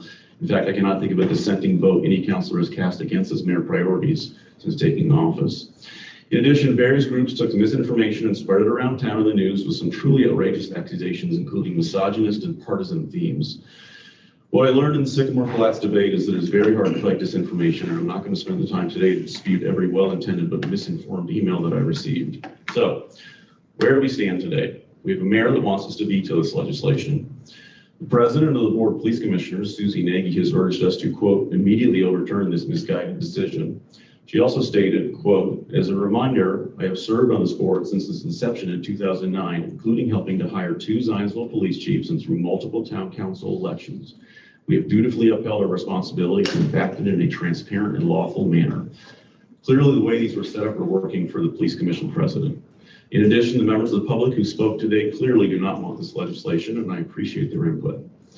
Given the outcry and what was intended to be a sign of good faith in cleaning up some gray area language, I cannot help but agree and personally choose to let the mayor's veto stand. We will go back to our prior long-standing configuration where the council was entirely comfortable operating all along. We will continue to uphold the reorganization, which the mayor and public have made it clear is the most important to them, and I fully agree is my stance as well. I suppose the adage, no good deed goes unpunished, applies here. It's apparent to me that trying to help clarify some of the less well-defined areas of its reorg is something the community does not desire. Rather, I intend to spend my energies on more important areas where the town needs our help, especially as one speaker noted today, in the middle of a pandemic. That's my comment on this matter. I agree with the mayor. We'll upheld her veto. I'm certainly open to any other councilor's statements. Given we do not need to make a comment, we can also move on with this matter if so desired. But I think it is important to have a vote just so the public has clarification from councilors on how they feel as well. Are there any other comments before I make a motion? I would, yeah, I want to make just some clarification because there's, like you said, a lot of misinformation out there. I want to read a few things from the reorg document that is our Constitution, just to give some clarity to the mayor that Zionsville has, and I'm not speaking of our particular, I'm speaking of the role, the position is not identical to a mayor of a city. It's not the way it works. In the reorg document, it says the executive power of the reorganized town is transferred to and vested in the mayor. All executive functions, rights, and responsibilities of the office of town council president under Indiana law are transferred to the mayor. I go on to look at the Indiana state statute for the responsibilities and duties of the president of town council, because that is, if you just read the document, that's what the mayor inherited, was the executive duties of a president of town council. President of town council, it says, for removal of town employee, the town executive must have the approval of a majority of the town council before the executive may discharge, reduce in grade under Indiana Code 36-8-3-4, or remove a town employee. So that there, and I know that there's also a part where it says, talks about the discharge of an employee. And that comes down to semantics. I agree with a couple of our town councilors who've said that. That is, in my mind, the spirit of what was trying to be accomplished there was exactly what we're upholding, that the mayor does not have the authority to demote or fire a head of the department, of any department, without town council approval, because she inherited the executive rights of a president of town council, not a city mayor. We're not a city, we're a town. We have a very different legal structure. And unfortunately, I don't know that when she ran for mayor that she understood what her authority would be, and I apologize about that, but this is what the document states. Councilors, any other? Yeah, so, by profession, I'm a physician. Back in college, I was an American history major. And in studying through what we are going, in looking at what we're going through right now, I look back in points of our country's history where we were starting out and uncertain as to what we had created. And so that's where we are with the reorg. It's not a fault of the mayor or the town council. It's that there are some things that were contemplated when the reorg was drafted, and there were some things that weren't contemplated. And we're having discussions over how to clarify this. And I have the greatest amount of respect for the mayor and the deputy mayor and for everybody on town council. I truly believe that we will get through this in an amicable manner, and we'll continue to work together on it. Even throughout this process, we've had multiple phone calls. This was not a divided land where we did our own thing and the mayor did her own thing. We talked constantly through, even to the wee hours of last night, discussing this, and made some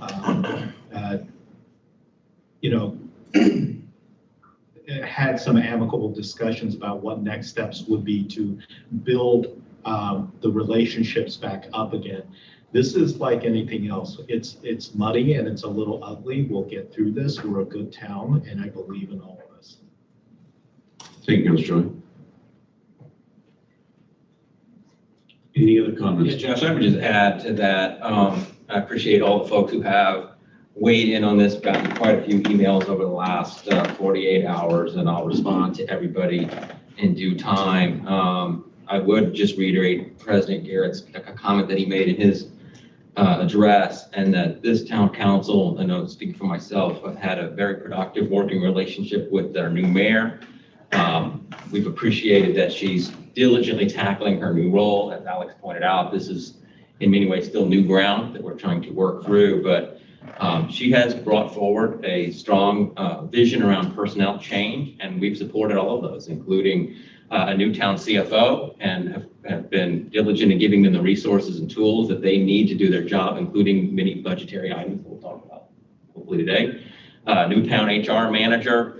Had a chance to work with both of those new employees. They're fantastic. Hiring of Chief Spears. We have a new park superintendent, Jared Luggs, and I had a chance to be on the interview panel and the decision to help bring him to town. And a recent restructuring in our last meeting of the Department of Public Works, which he's asked for. So this is the first instance I can even imagine where there's been any disagreement whatsoever. And again, we're upholding her veto. And thank you, Mayor, for your previous comments. And if anything, I do think there's still time for us to come back at this now. If there's still something that needs to be fixed, we thought maybe we were approaching this in the right way based on what you had asked of us. And clearly there was some disagreement in there. But I look forward to continuing to do that and seek common ground to resolve any of those issues that are out there. Very good. Any other statements? All right, well, I'll make a motion to uphold the mayor's veto. Second. There's a second, Vice President Trailer. Sorry, we need to phrase it differently. I just want to make sure that since we're going to take a vote, we have a single veto message, but two different ordinances. So let's make sure we do the safety board. Yes, this is only on ordinance 2020-112. Thank you, Heather. That's clear. Still second. So we've got a first from Councilor President Garrett, second from Vice President Trailer on ordinance 2020-12. This is to uphold the veto. So voting yes for that is upholding the veto. Amy, can you do a roll call vote on that one? Sure. President Garrett. Yes. Vice President Trailer. Yes. Councilor Burke. Yes. Councilor Choi. Yes. Councilor Cole. Yes. Councilor Miller. Yes. Councilor Plunkett. Yes. Very good. The override veto is approved. No, I'm sorry. The upholding of the veto is approved. Ordinance 2020-12 by a vote of 7 in favor, 0 opposed. Next up, we have consideration of an ordinance reestablishing the Board of Metropolitan Police Commissioners and the Safety Board for Police Matters. This is a consideration of a veto matter. This is ordinance number 2020-13. Given the relation to the previous ordinance, I'm happy if there's any counselor who wants to make a statement on this one specifically. If not, I will make the similar motion to uphold the veto. If there's a second. Second. Okay. All in favor? Aye. All opposed? Okay. The veto is upheld on ordinance 2020-13 by vote of 7 in favor, 0 opposed. Moving on to new business. We have is everyone doing okay? Do we need a restroom break or we got going? All right. We've got a consideration of an ordinance vacating a portion of a public right-of-way within Zionsville Corporation boundaries. This is a public hearing, the Fisher public hearing. This is a first reading in ordinance number 2020-17. Mr. Kilmer, are you here? Or Mr. or Mrs. Fisher? Oh, Mrs. Fisher. Mr. Kilmer's also. Very good.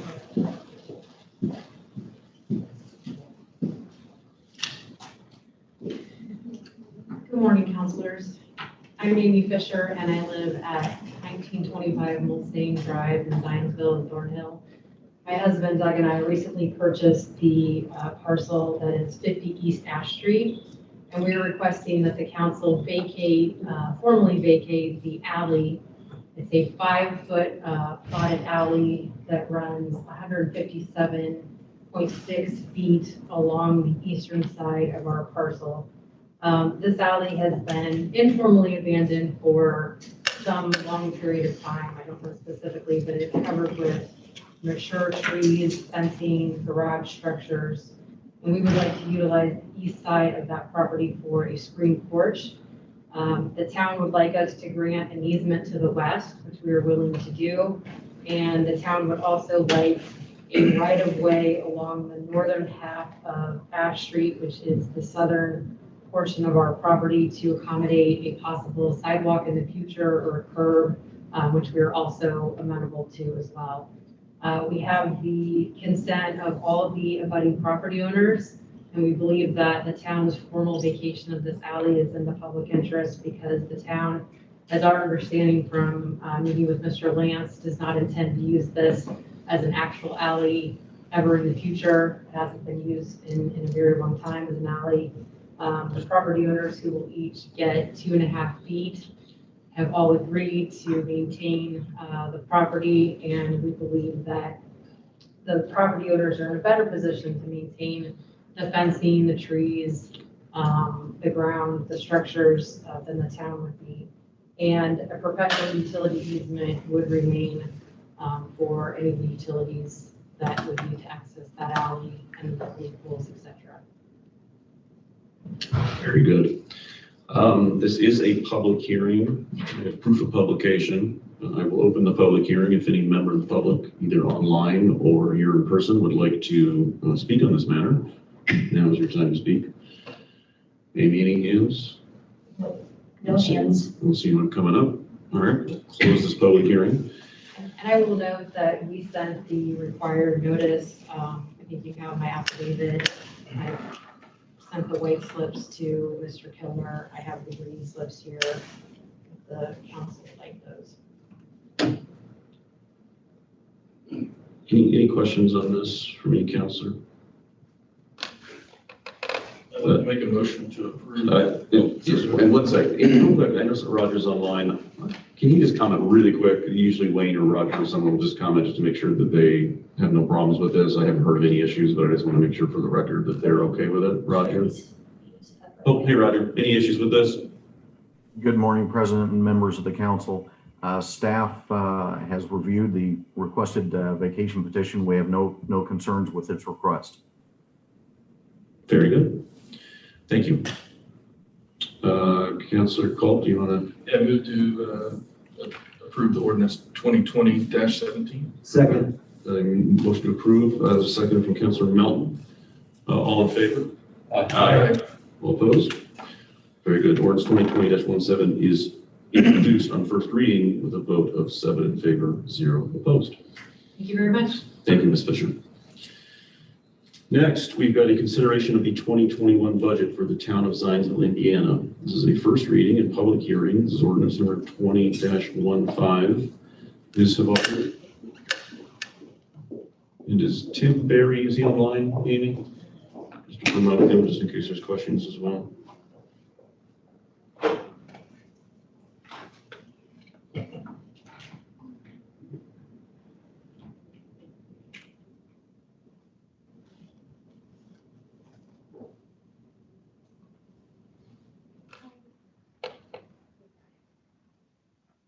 Council President, members of the council, I'm here today to present the 2021 budget public hearing process of the 2021 budget.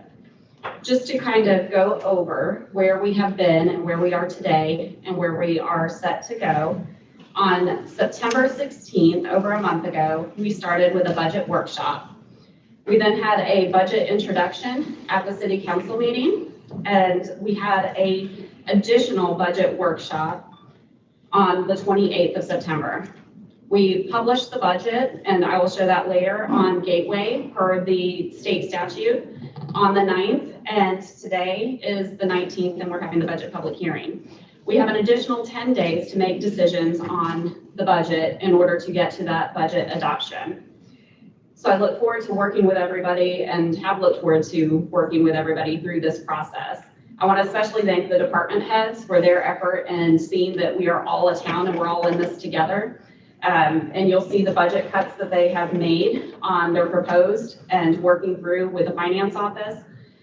I also want to thank the council for their interest in the municipal finance intricacies and how it affects the town. And that is so important in learning about this and going through this. And I'm really looking forward to being able to bring more transparency both to the council members and to the public as we go through the budget in the coming years. So I'm going to start off with a presentation that we did on the 16th and go through what we have changed since then as working with the departments and with the council to try to get the budget in a good place from a expense standpoint as well as a revenue standpoint.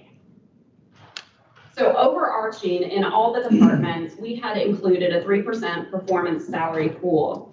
And that was $350,000 plus another $78,000 for police, and that includes benefit. And for the public to understand, when there's a salary amount, there's also associated benefits with those. There's FICA, there's retirement associated with that, both for public safety and for the civilian employees.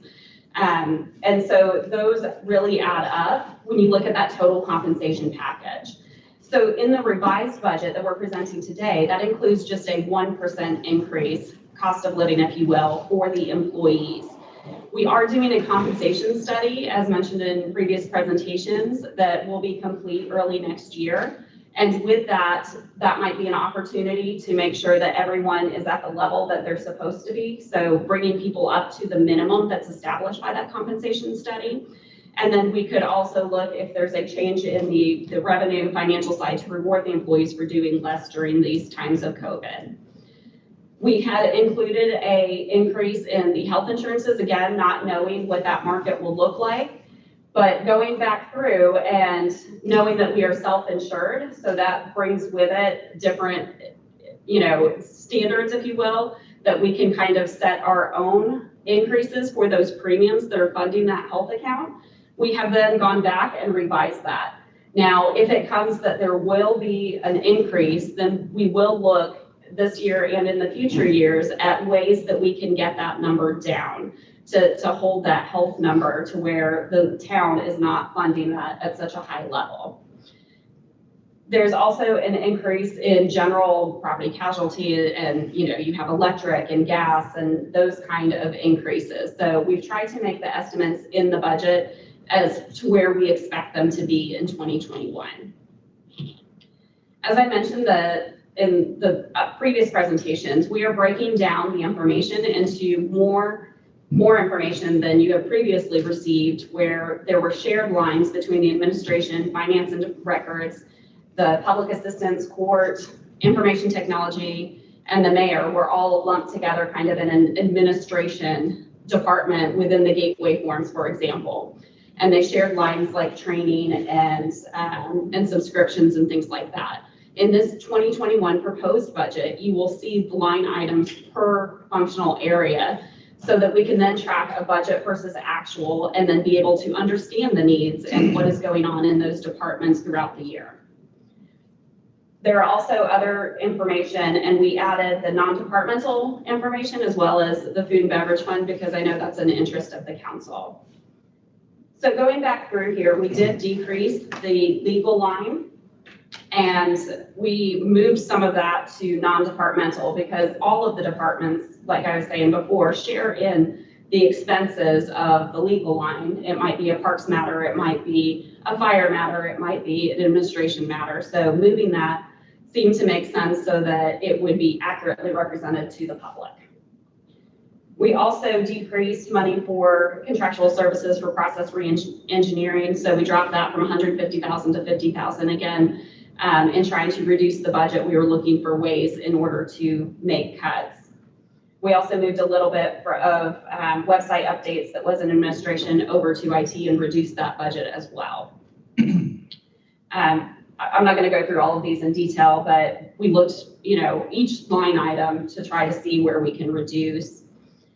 We also allocated out the monies towards public assistance and courts to better accurately reflect what the activities are in those areas.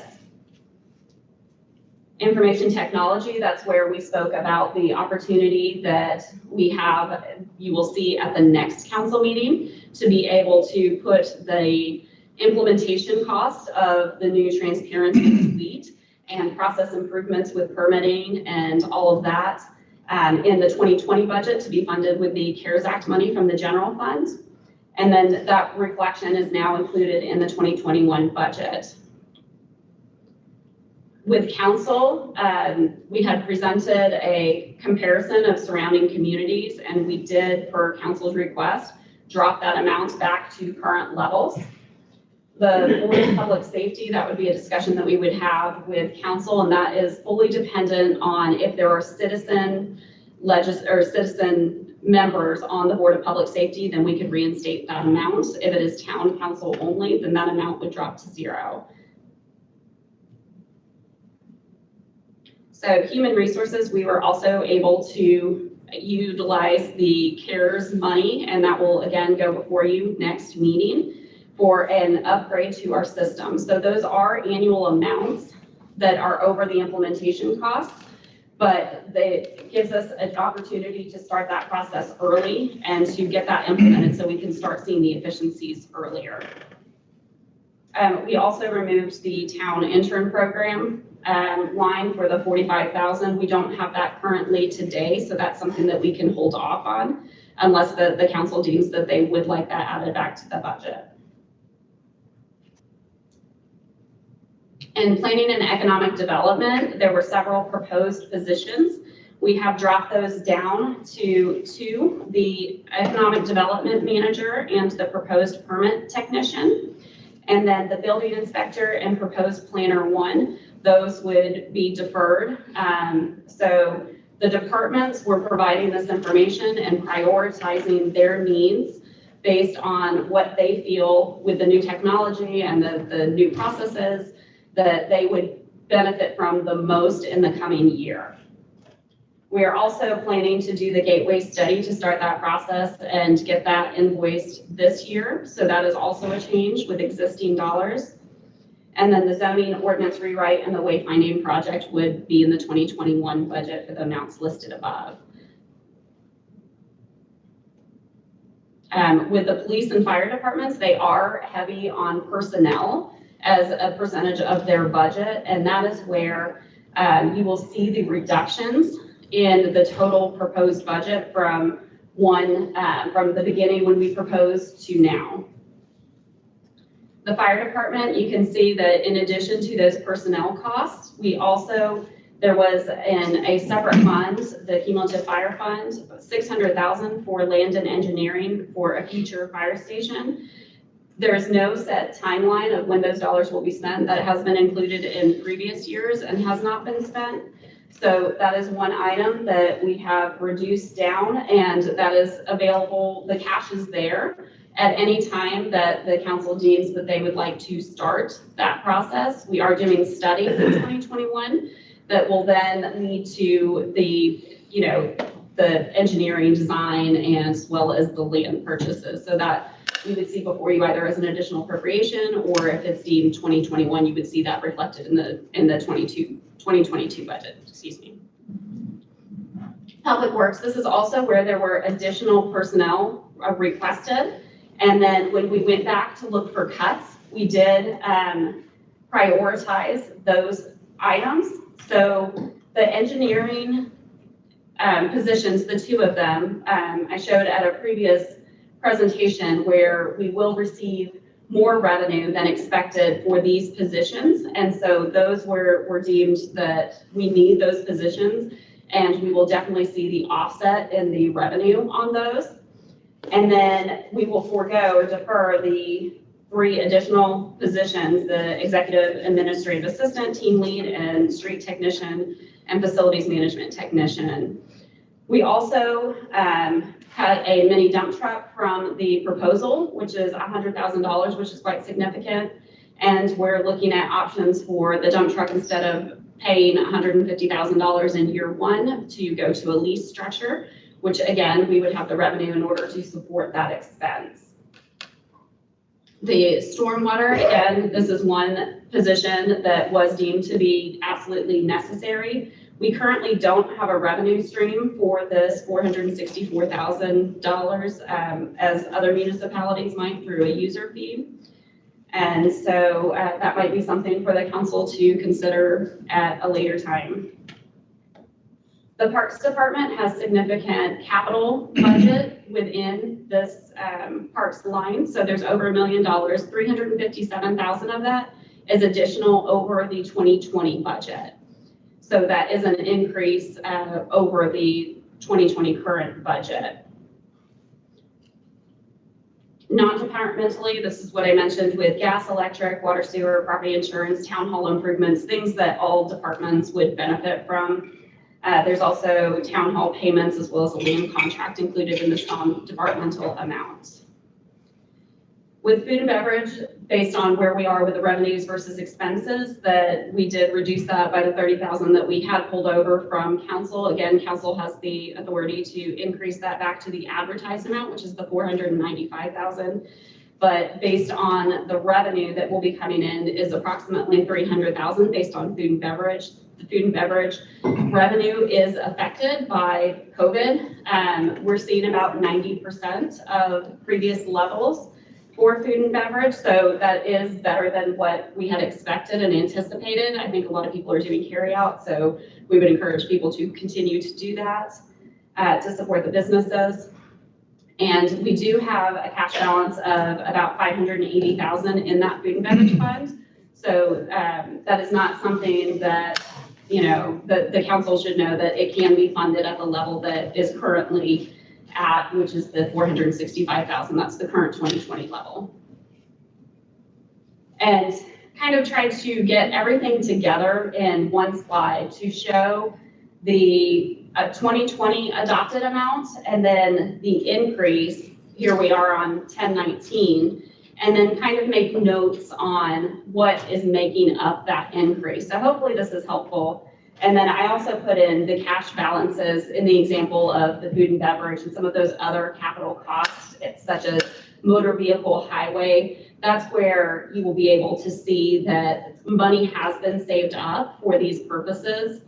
And then in 2021, we will also do a sustainability plan that will show the cash going out forward, so that when we're considering personnel and things like that, then we'll be able to put that cash balance number out there so that you'll be able to see if that's being drawn down or if we've identified other revenue sources in order to bring those numbers up.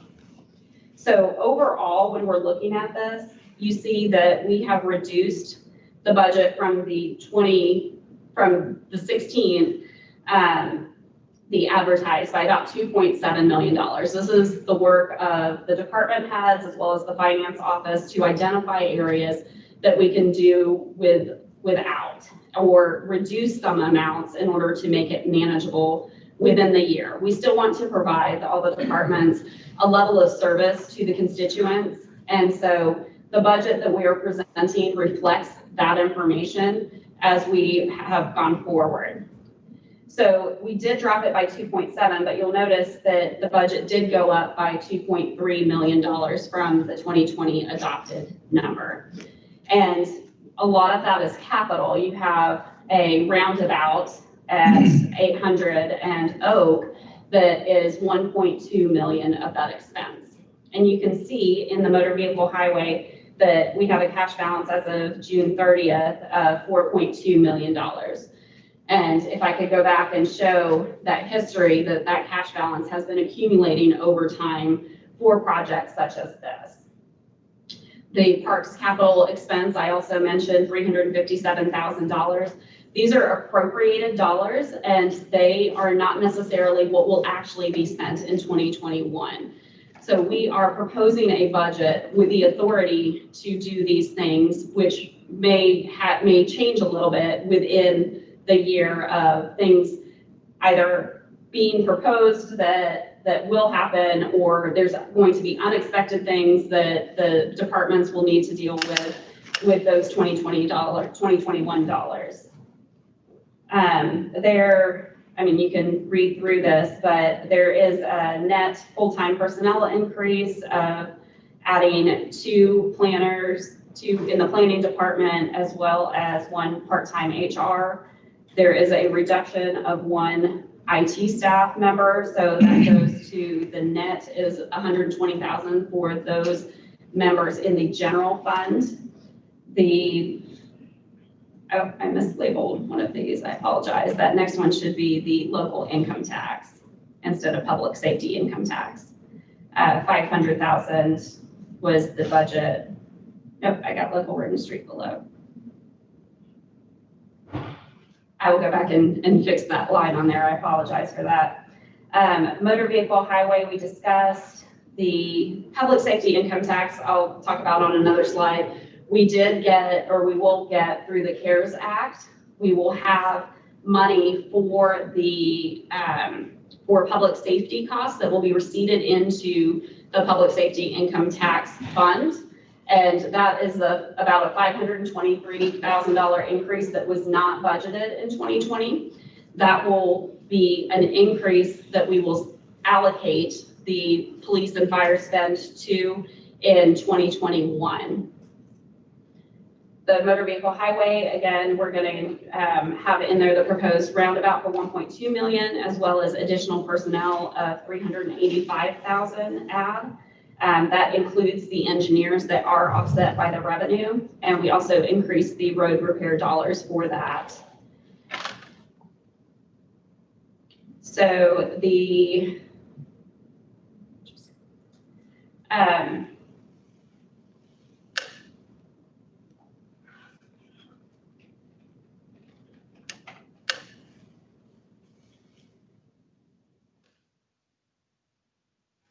going on to look at the overall picture, we're looking at the property taxes, local income tax, public safety income tax, and miscellaneous revenue as the revenue types for all overarching these tax supported funds. And you'll see that the property taxes only increased by about $80,000. And that is unusual with a 4.2% state average increase. And the reason for this is that we received growth appeals in the past few years due to the reorganization, and that has since fallen off. So we had $160,000 included in the 2020 that did not carry over until 2021. So going forward next year, whatever the state average growth quotient is, it will increase by that amount. So that should be an increase if it were not for COVID and the growth quotient being tied to income of non-farm income for the past 6 years. So again, these are unknown numbers that we are refining and going forward in the process, but this is one of the main reasons on why we are looking at the decrease in the revenues, not being able to support the needs of the government at this time. So the public safety income tax and the local income tax, obviously because of COVID, those have dropped. And then we were able to look back at the miscellaneous revenues and more accurately represent where we expect those to be in 2021. So we've added in the engineering revenue that is the pass-through revenue, as well as fire inspection revenue and increased permit revenue. So overall, you can see that from 2020 to 2021, despite not having the increase in the income taxes, we will have an $809,000, expect to have at least that amount. Now, if you look at the 2020 number, it does not include $1.2 million of supplemental local income tax dollars, and that's held by the county and then released whenever they meet the formula in order to do that. Those are not guaranteed dollars, and that's why they've never been budgeted before. So the CARES Act dollars would be another example of money that we had not expected that we received in order to meet the expenses of the government in order to carry out our duties. So also, if you look at the budget forms, you'll see in 2021 that the amount is the 31 plus the additional $5.1 million. For the purposes of that, I've taken that out of both the revenues and expenses at the same level so that that would not be duplicated or confusing for anybody. So when we're looking at the overall tax supported funds comparison, then we are looking at an overall net increase or net decrease in 2021 of $3.2 million. And in the change from 2020 to 2021, so we've added an additional $1.5 million of deficit, although, as I mentioned before, for 2020, if you look back at the revenue estimates, we received 1.2 million, and then I wrote the net amount of the CARES Act dollars that were unallocated because we actually received a distribution of 880,000 is what the town is allocated to receive from CARES. But part of that money went to just the sanitizing stations and all of the UV and everything that we've had to do in order to combat COVID here and to make sure that everybody's public is doing social distancing and things like that. And then as well as the implementation of the financial system and the human resources system that you will hear, have heard before as a single source supply, but we'll hear again next meeting on the 29th for additional adoption consideration. And then I just want to pull up and show.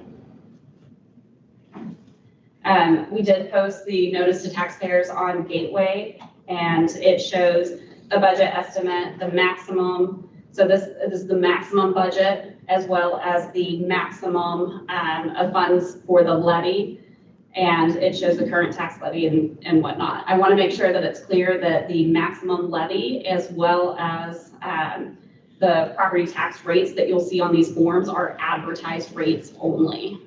So these will be expected to drop the property tax rate especially. Tonight is a public hearing, and so I would ask Council President Garrett to either ask questions or open the public hearing or. Yeah, we can get the public hearing done first. Thank you for that. As Ms. Howard mentioned, this is a public hearing. I approve publication. I will open the public hearing if anyone would like to speak on the budget, either in person or virtually. Amy, anyone? I do not have any hands raised. Okay, I'll close the public hearing. You know what disappoints me about this is that in the process that you identified, every single counselor that I heard had reservations about the initial deficit that the first proposed budget had. And there was never one attempt from the administration to make any cuts. It wasn't until our revenues had been overestimated that there was an attempt to cut back on spending, and we're still ending up with a pretty sizable deficit. There is a financial cliff that is approaching us. Other towns are balancing budgets, we're making cuts. So personally, I would like to have a discussion today with this council. I'm welcome for the mayor to join on how we cut further in this budget so that we can be prepared for that pandemic continuation if it happens with unknown in the fall and winter. Fortunately, this council, at the request of the mayor, Ms. Howard, approved a new financial system so that if it turns out that we can still fund some of these things next year, we can have that discussion in an open and appropriate way and make sure that we are doing things like sustainability and there's better information to make those decisions. So we've got a $3.224 million deficit in this budget, according to what I've seen here today. I am open to councilors' thoughts on that. I'm open to councilors' thoughts on what may be cut and potentially reappropriated later. But personally, I cannot vote for a deficit of this amount. Any other councilors' comments on that or in the budget in general? Yeah, I actually have something I'd like to read, Councilor Garrett. It's also important to note we received this particular budget, this budget that we're going through right now at 6:49 this morning. In the past, our budget workshops would have been started in August, where each department head would have sat in a room with the councilors. Everyone would have presented their budget. We would have walked through it line by line. If we needed to make cuts, they were made on the spot. If there were questions, we would get answers. We would work together on the budget, and that simply did not happen this year. On August 3rd, having not heard anything about council requests that typically would have been submitted, I emailed the administration asking for additional funds for the Chamber of Commerce and Z-Works. I was told no, that there would not be additional funding for those organizations. I followed up with a request for reconsideration on 8/14, as well as asking if the council would be included in the budget process preparation due to requests from our constituents, as well as who would be doing the budget, and a request for an outline on how money would be spent. I never received a response to that email. I received a few constituent emails this weekend asking me and this council to meet with the mayor regarding town matters. Keep in mind, the most important job that this council has is to be the fiscal body for the town of Zionsville. I've requested information, asked for budget workshops and inclusion since August 14th, and those requests went 35 days without a response. On 9/16, we were presented with the draft budget. On 9/21, we were presented with the budget 17 minutes before our morning council meeting. That budget had a deficit of over $2 million. On 9/25, I met with the mayor and stated to her that I simply could not vote for a budget that had a deficit. She told me that she appreciated the heads up and she understands if I cannot vote in favor of that. On October 2nd, I met with Tammy to go over the numbers. I expressed serious concern for a shortfall and shared that I could not vote for a budget that has a deficit. Neighboring communities are passing flat budgets and even preparing for department cuts, yet we have a budget that represents a 7% increase. I wish the council could have been involved in this process from the start, but we were not. As I've said before, I simply cannot and will not take advantage of fiscally responsible councils of the past. We've got to shore up this budget and make it a balanced budget. Thank you, Councilor Plunkett. Councilors, how would you like to proceed? When I say I'd like to cut budget, my thinking is around cutting capital expenses because I don't necessarily want to cut things that are services for our community. Those are the things that are easiest deferred until we have a better sense of what our revenue is going to look like. Ms. Savard, I think, even stated that the revenue is still coming in, and as we continue to evolve this, if we can afford some of these things, then great, and if we can't, then we've been prudent with the town's dollars. Councilor Chuck. So one comment that I'd like to make is that because of the pandemic, we've got an obvious decrease in local income taxes that are previewed in 2011 and partially realized and also in 2022. Is that right? So when I look at something like that, I look at not just, and I know we're confined to discussing the 2021 budget at this point, but we also need to be mindful of the fact that in 2022, we're going to see even further decreases. So I want to see, this may be asking too much, but not even just a balanced budget, but maybe leave a little more cushion room so that we don't have to make drastic cuts in another year, so that we have something more balanced over a 2-year period than what we have now. So that's my own comment. No, and I think that makes full sense that we prepare for that. Do we want to start going through this? We can go this line by item. We can start throwing out ideas. I welcome the mayor to participate in this conversation. This doesn't have to be one-sided, but before we get into what we're cutting, I just want to this is actually a pretty easy question for you. I'll throw you a softball. The one difference, and it may just be a difference in the way it was structured from last year to this year. Last year, I noticed golf course items were labeled golf course. This year, they're not. I'm assuming they're still under parks. So golf course is actually a separate enterprise type, not property tax supported, so it is not included in this analysis. What does that mean? So there will be an additional opportunity to adopt the other funds, the RDC funds, and this is only focusing on the state DLGF funds, the property tax supported funds. So the golf course, for instance, has increased revenue due to COVID. And so that will offset with their expenditures, but they are a separate budget. So it has been pulled out of this budget? Yes, it does not include golf course at all, correct. This is just parks operating. So this also does not include the parks non-reverting capital as well as the parks non-reverting operating funds. So this is just the personnel and the expenditures associated with having a parks department. Hey, Tammy, I know you've been, this is all new for all of us, and I appreciate that as we've continued to stress the concern about this budget deficit, you've certainly leaned in to try to make additional cuts. I did have a conversation with the mayor about this as well, and at least the impression I took away from that was that you are prepared to even make additional cuts. I don't know if those have already been fully realized, or are there still conceptual cuts, proposals that you would welcome? I know we're opening that up now, but are there specific things, given the timing of this, that weren't in this, but are things that you would bring to the table now? Or Mayor, do you feel like everything that you have kind of alluded to is already included in this particular proposal? As you mentioned with the parks, they do have a separate non-reverting capital fund. That non-reverting capital fund is funded from the operating fund. There's usually $300,000 that is allocated out of this fund that then is transferred over to the non-reverting capital fund. So those expenses would be available potentially if the council deemed to be paid out of a separate fund that has an available cash balance. But we're currently, the way that that fund is funded is through this operating line, if that makes sense.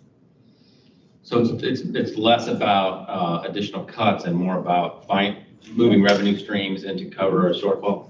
Correct, because there are identified projects associated with those capital costs that the parks, I'm sure, would be happy to explain to you. I believe the Starkey Bridge and things like that have been necessary in the past but had not been appropriated before. Thank you. Tammy, you made mention in the past about combining the fire and parks fund into the general fund. Yes. Is that something that is done with the budget, or is that something that is a separate matter that is presented to this council? It would be with the budget due to the levy going into setting the levy for the fund. In this case, it is going to the general fund, and it would just be reallocating dollars in order to make it into another fund. Okay, I don't support that. And so if the budget has that in there, I will not vote for that budget. And we can get Tim Berry to speak due to the advertisement already going out, that there may be some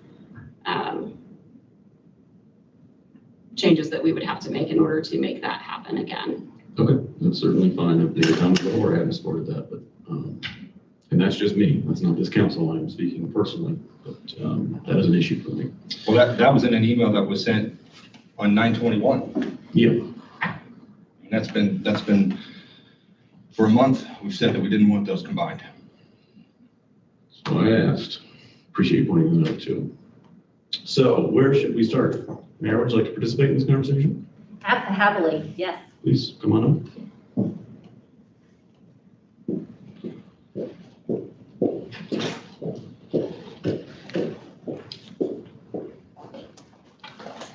Are there any comments you'd like to make, or anything that you'd like to suggest as to where we begin?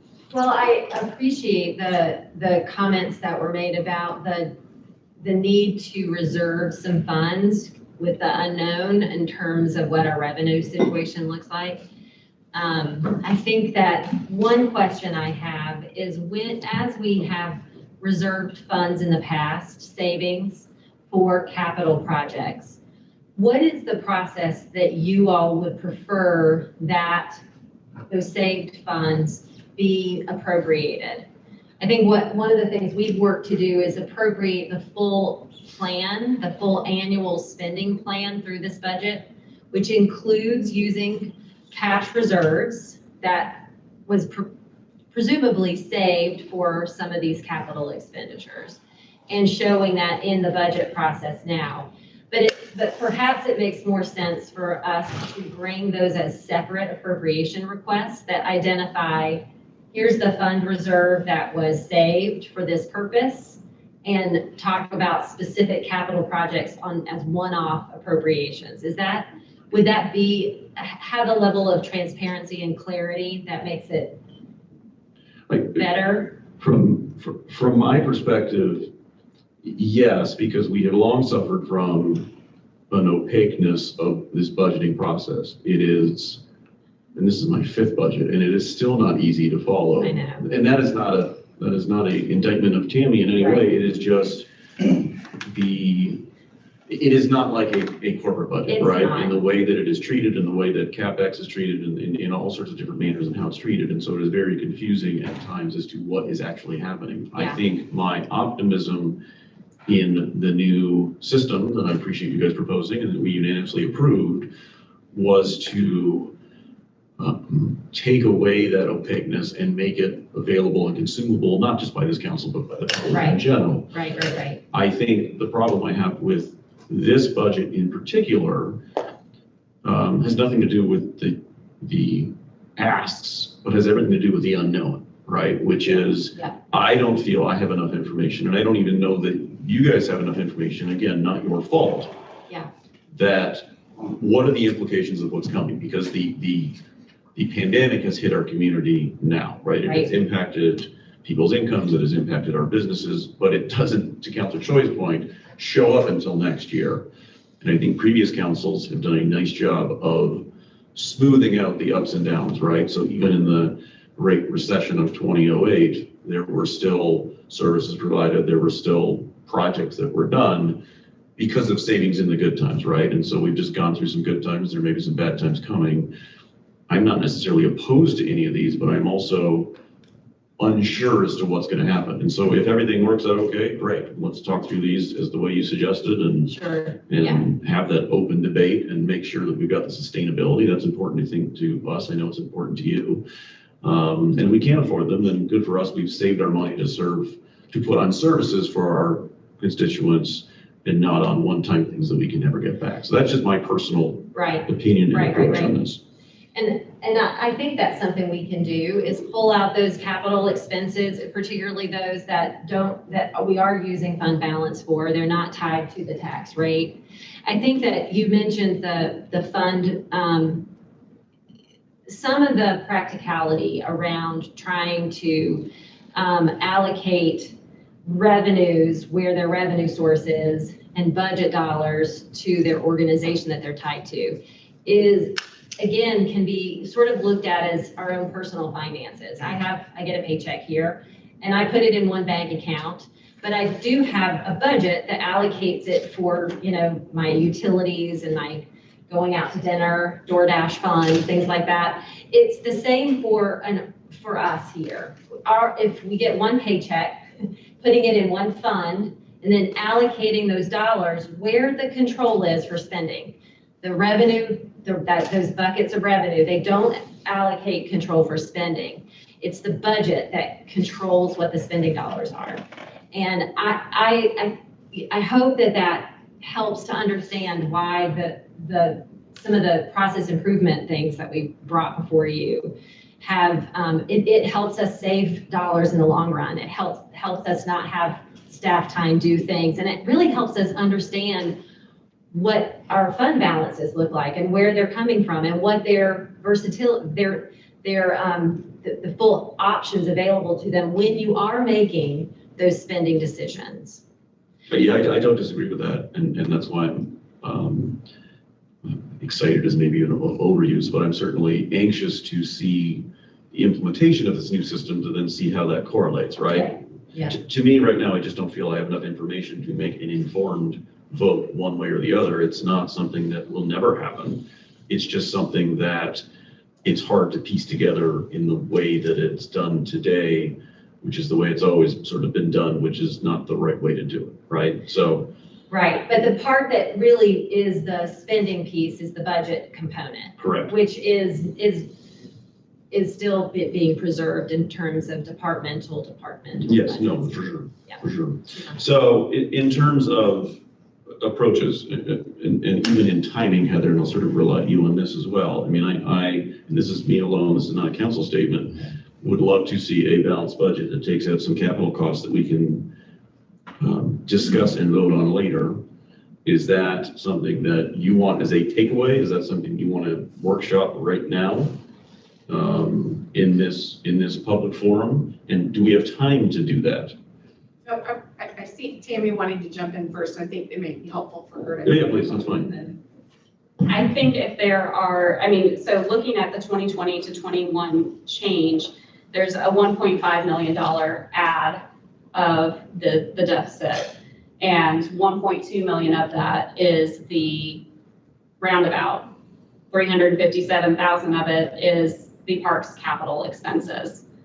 So looking at that now, if you want to jump to the 3.2 million, then we would look at additional information. And that's where I would look to council for recommendations on which departments that they are looking to further cut. Like if there were positions that were proposed that council is not comfortable with approving, then I would definitely welcome that input at this time. We have worked with all the departments and they have gone back and cut their budgets. They have prioritized the positions that they are requesting, and the operations side from 2020 to 2021 is at a more consistent level of what is being done today. Now, I will say in the 2021 budget, we have a little bit of overlapping expenses with some of the systems phasing out due to contract terms and things like that. It is not significant, but that will be a little bit of a savings in the 2022 budget.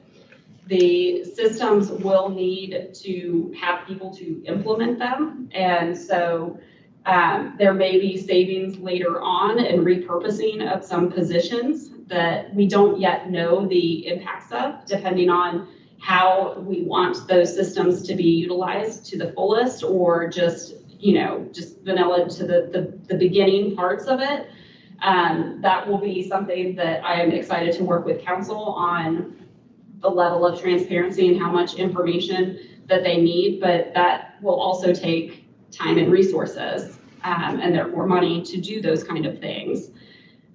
So I would welcome at this time any council input on anything that has been proposed that is new. And if there are any of those items that council is not comfortable with, I think it would be appropriate at this time to do that. And then also in the coming days to where we can get to what that adopted amount is on the 29th. So, and I appreciate that statement, Tammy. I think there's two differences I see in terms of the budget last year and the budget this year. One, as you sort of mentioned, was the one-time Lowit distribution, so that deficit was less than sort of what was shown there. But more importantly, the world's changed in the last year, right? And I think that's my greater concern. In terms of specifics and focusing on capital costs, sort of look at things, certainly there's the land for the roundabout. There are equipment purchases within the DPW. There are equipment purchases within the fire department. Those are things that are probably needed. I don't find our town staff to be asking for things that are, something that they don't truly need to do their job, but also may not be needed next year if we can't afford it. So those are the kinds of things I guess I personally am looking to find, but I'm open to other suggestions, other counselors. If you have thoughts on this, I'm also open to, if we want to go through all the capital costs and prioritize them so that we are, I hate to say cutting, but I will more say postponing those projects until we have a better sense of where we stand from a revenue standpoint. Or if counselors want to think this over and funnel those through a conduit, any one of us counselors, we can certainly do that and work one-on-one with the mayor. I'm open to ideas on how to proceed. I mean, I guess from my standpoint, speaking to your, I think suggestion just a minute ago is going through the capital outlays or capital projects and having someone, whether it be you or someone else, kind of prioritize, these are our needs, and we go through and determine where the cuts need to be made. That may be the most efficient way to approach it. I don't know. Open to your thoughts on it. Well, I think, again, as Councilor Plunkett said, this revision is fresh in our inboxes, so councilors may have a chance to really go through it. Heather or Tammy, what's the right approach here? Is it to give councils time to think through it and send in suggestions and give the mayor time to think through it and give her prioritized lists and see where they overlap? Is it to do this right now and spend the time to get it done? I know time is short and I don't think anyone wants to not pass any budget. Yeah, I'm looking at Tammy, so you can virtually kick me if I'm not aligned with your thinking.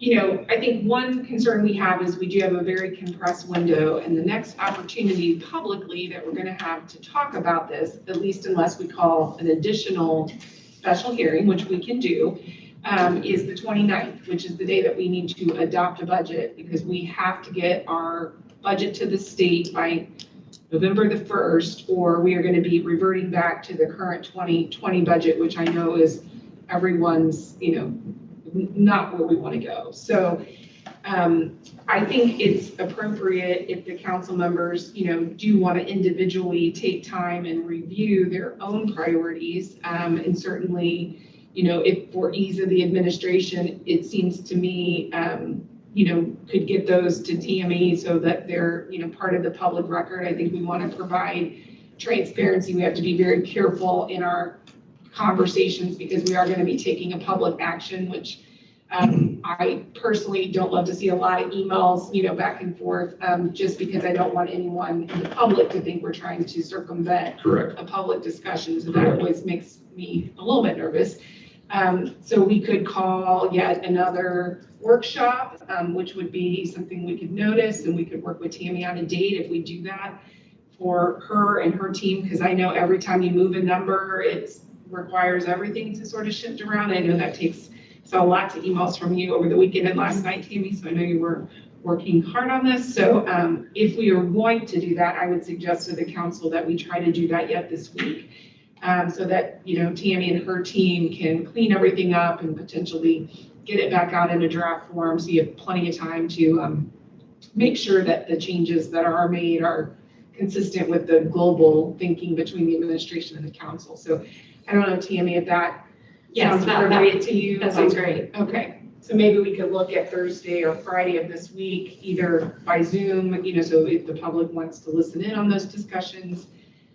You could certainly, you know, provide, you know, Tammy with, you know, thoughts, ideas, to prepare her for that discussion. But, you know, please know your thoughts and ideas should, you know, they're open to the public if someone would want to see those discussions. So that makes sense. Council, does that sound appropriate? And Mayor? Can I ask one clarifying question? Okay. I'm making the assumption that you do not want to use any cash balance in this budget. You want it to be fully vetted and funded through incoming revenues.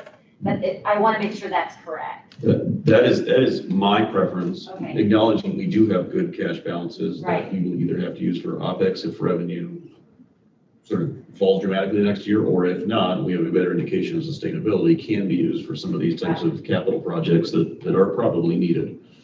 There's some gray area there, but I mean, I'm not fully opposed to tapping something. I mean, that's what this is kind of an emergency situation to some degree. I know those were capital projects that were kind of rainy day put away, but if we had to tap some level of that at a minuscule amount, I'm not opposed to that. Maybe there's some difference in opinion there, but in general, no, I don't think that this is about, you know, going full on and trying to tap as much of that money to maintain. I'd rather see cuts or some level of cuts, but if we just can't get there and there's something that really needs to happen, then we should fund that. We'll certainly prioritize that and be very clear about this cash balance. kind of, like, we can't really show it as a revenue line, but that is in effect what is the revenue line. It's those times when we said we're gonna save for X, Y, Z. This is pulling that savings out. For sure. No, I think that's helpful. So just to be clear, we were talking about, I guess I'm confused now. We were talking about saving for things like the roundabout, and that money has been saved for, and it is in the reserves currently, right, to be spent. So Yeah. I'm a little more with Councilor Burke on this, that if things have been saved for and there's allocated money in the reserves for that to be spent on, I'm more okay with doing those things. New capital expenses that have not been realized, have not been saved for currently, that's where I would like to see cuts being made. So can I just jump in just for purposes of Tammy and the mayor's clarification? So one thing that, Tammy mentioned earlier in the mayor as well, is that you can come back and do an additional appropriation request. So for example, even yet this year, the mayor and her team could bring to the council a request to start the roundabout project and to use those cash balance reserves. That doesn't have to be done as part of the budget. And just for ease of Tammy's job, I think we don't want to send a mixed message if we're talking about funding a budget with the revenue dollars and not the capital dollars that have been saved. It may be easier for the administration to show a list of priorities of those capital projects that they anticipate for 2021 or even at the end of this year, and then bring those back, to you all to consider. So you still will have the opportunity to consider those. There still is funding available. And I think that's the clarity that the mayor was looking for in terms of bringing back, I'm looking at you, Mayor, but like. Yeah, I'm trying to make sure I very clear in that there is support for capital projects funded through savings. You just want them outside of the budget process. You want them to be brought forward, as individual things to vote on. Correct. My concern, I guess, Councilor Choi, is we have saved for some of these things, and if revenue drops off a cliff next year, that savings may be something that we need to use just for road maintenance, right? And if it doesn't happen, then the mayor can come to this council and say, great news, through our system, we're showing revenues are better than we expected. So those cash balances that we were saving for, we won't have to use for operating the town. We can't use them for the intended purpose, in which case, great, let's go ahead and approve that at that time. That's, I think, the approach, at least that I like to take, which is revenue covering costs. CapEx stuff can just be discussed on an as-needed basis, and we should hopefully by that point have better information, both from the state, from the revenue standpoint, from our new system, to make a better choice to say, okay, yes, that is cash. We can spend that cash without worrying about having to save that for another rainy day, because it's raining right now and we're good. Makes sense? Clarification, yeah, makes perfect sense. And to be clear, we need that roundabout now. So that will come before you sooner than next year. So I just, there's cash balances now that we do need for some of these capital projects for public safety and for other, purposes. So but we welcome the opportunity to talk about them individually so that you have separated it from this particular discussion. I would agree that we need it. The timing of needing it and when we can afford it is what I just want to make sure that we have. So by saying we're going to talk about it this year, I don't know that I would have enough information to say, oh yeah, that's fine. That doesn't seem to really be solving, at least for my concern. And I just want to make sure, and if all the information is in this year that shows that, okay, that's a different story, right? But I just want to make sure that past councils have done a very nice job of saving money for a time like this. I want to make sure that again, we're just evening out those dips and waves, and that the town is operating, and residents don't see a difference in the services that they're receiving because of a cash management issue that we collectively failed to discuss and plan for. Amy, how is there's $2.9 million from the fire and 2.7 from the parks that in the budget packet that we received this morning is shown as obviously on their line items, but is that viewed as an expense on the budget? So is there $5.6 million worth of an expense that does not have a revenue backed source because it's a transfer from one account to the other? It's a wash. So you will see it on the expense side as well as the revenue side. For the purposes of these slides, I have removed that from the analysis. So it is a total 1-for-1. And going back to the fire operating and the parks operating transfer into the general fund, I just want to review this with everyone to make sure that we're on the same page with why this was proposed and how it would work. So if you look at the taxing districts, the Eagle Zionsville Rural District, Zionsville Corporation, Perry Zionsville Rural District, Union Zionsville, Eagle Zionsville, both rural and urban districts, then what we are proposing is that the funds that you see listed under 2020 that has general, fire, and parks split out, that it is included in those same taxing districts. So the revenue source for the general, fire, and parks is the public safety, or not public safety, but the local income taxes and property taxes. Those are the main sources of revenue for those funds. And so in 2021, in order to, on the public side, have them not have to look at those individual tax rates when they're trying to calculate off of the Boone County spreadsheet, it would simplify it to make it more in line with other communities, Boone County and other communities. And we have further broken out more detail in that general fund to show that the general fund supports the operational areas, the administration, the communications, council, all of those things, including fire and parks, because that is a general amenity for all of the taxpayers. So when we're looking at this, we're trying to make it more transparent in that the general fund is all the operating costs except for some of the ones that don't follow this rule. So the ones that don't follow, which are in a different presentation because we've talked about this several times, the police department, for instance, has a different taxing district. And so it might lead people to think that fire and parks have a different taxing district as they are split out. So the general fund is the operating expenses. So these are the operating functional areas of the town. And I want to make it clear that council will still appropriate all the funds per department. So you're still going to see a fire department within the general fund. The only difference is the name of the fund. So any changes to increase, decrease, or transfer appropriation from one department to another will still require council action. The goal is to increase the efficiency because the revenue is currently allocated to the different funds that support the same taxpayer base, and it increases the administrative overhead and the chance of error. You'll notice that I sent out today that there were a few changes on the AV on some of the funds because each line requires additional checks and you have to, it makes it a lot more complicated. We're implementing purchase cards and there are some back-end things due from information that you have to separate out in regard to having additional funds instead of just having departments within a fund.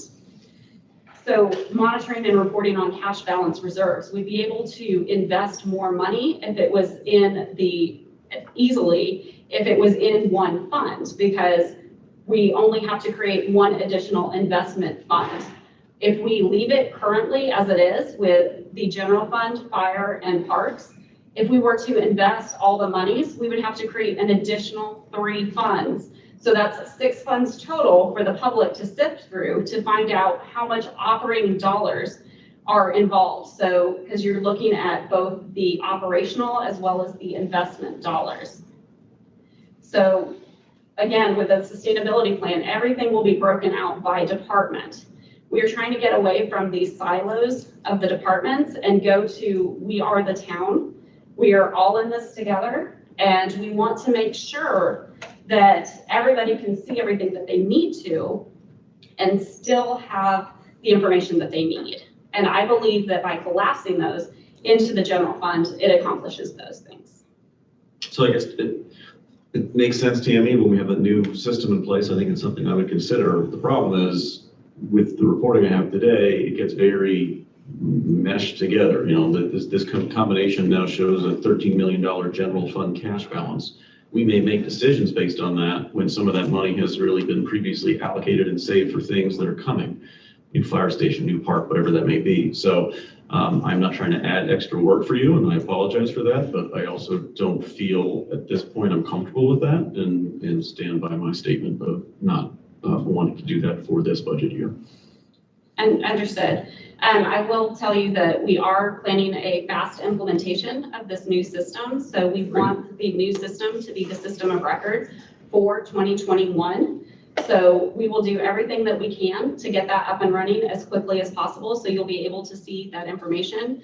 As soon as you approve, we're going to get the budget situated in the new chart of accounts that is with the system. And we can even make that live to where you can see this budget in that graphical view to where you can slice and dice the information.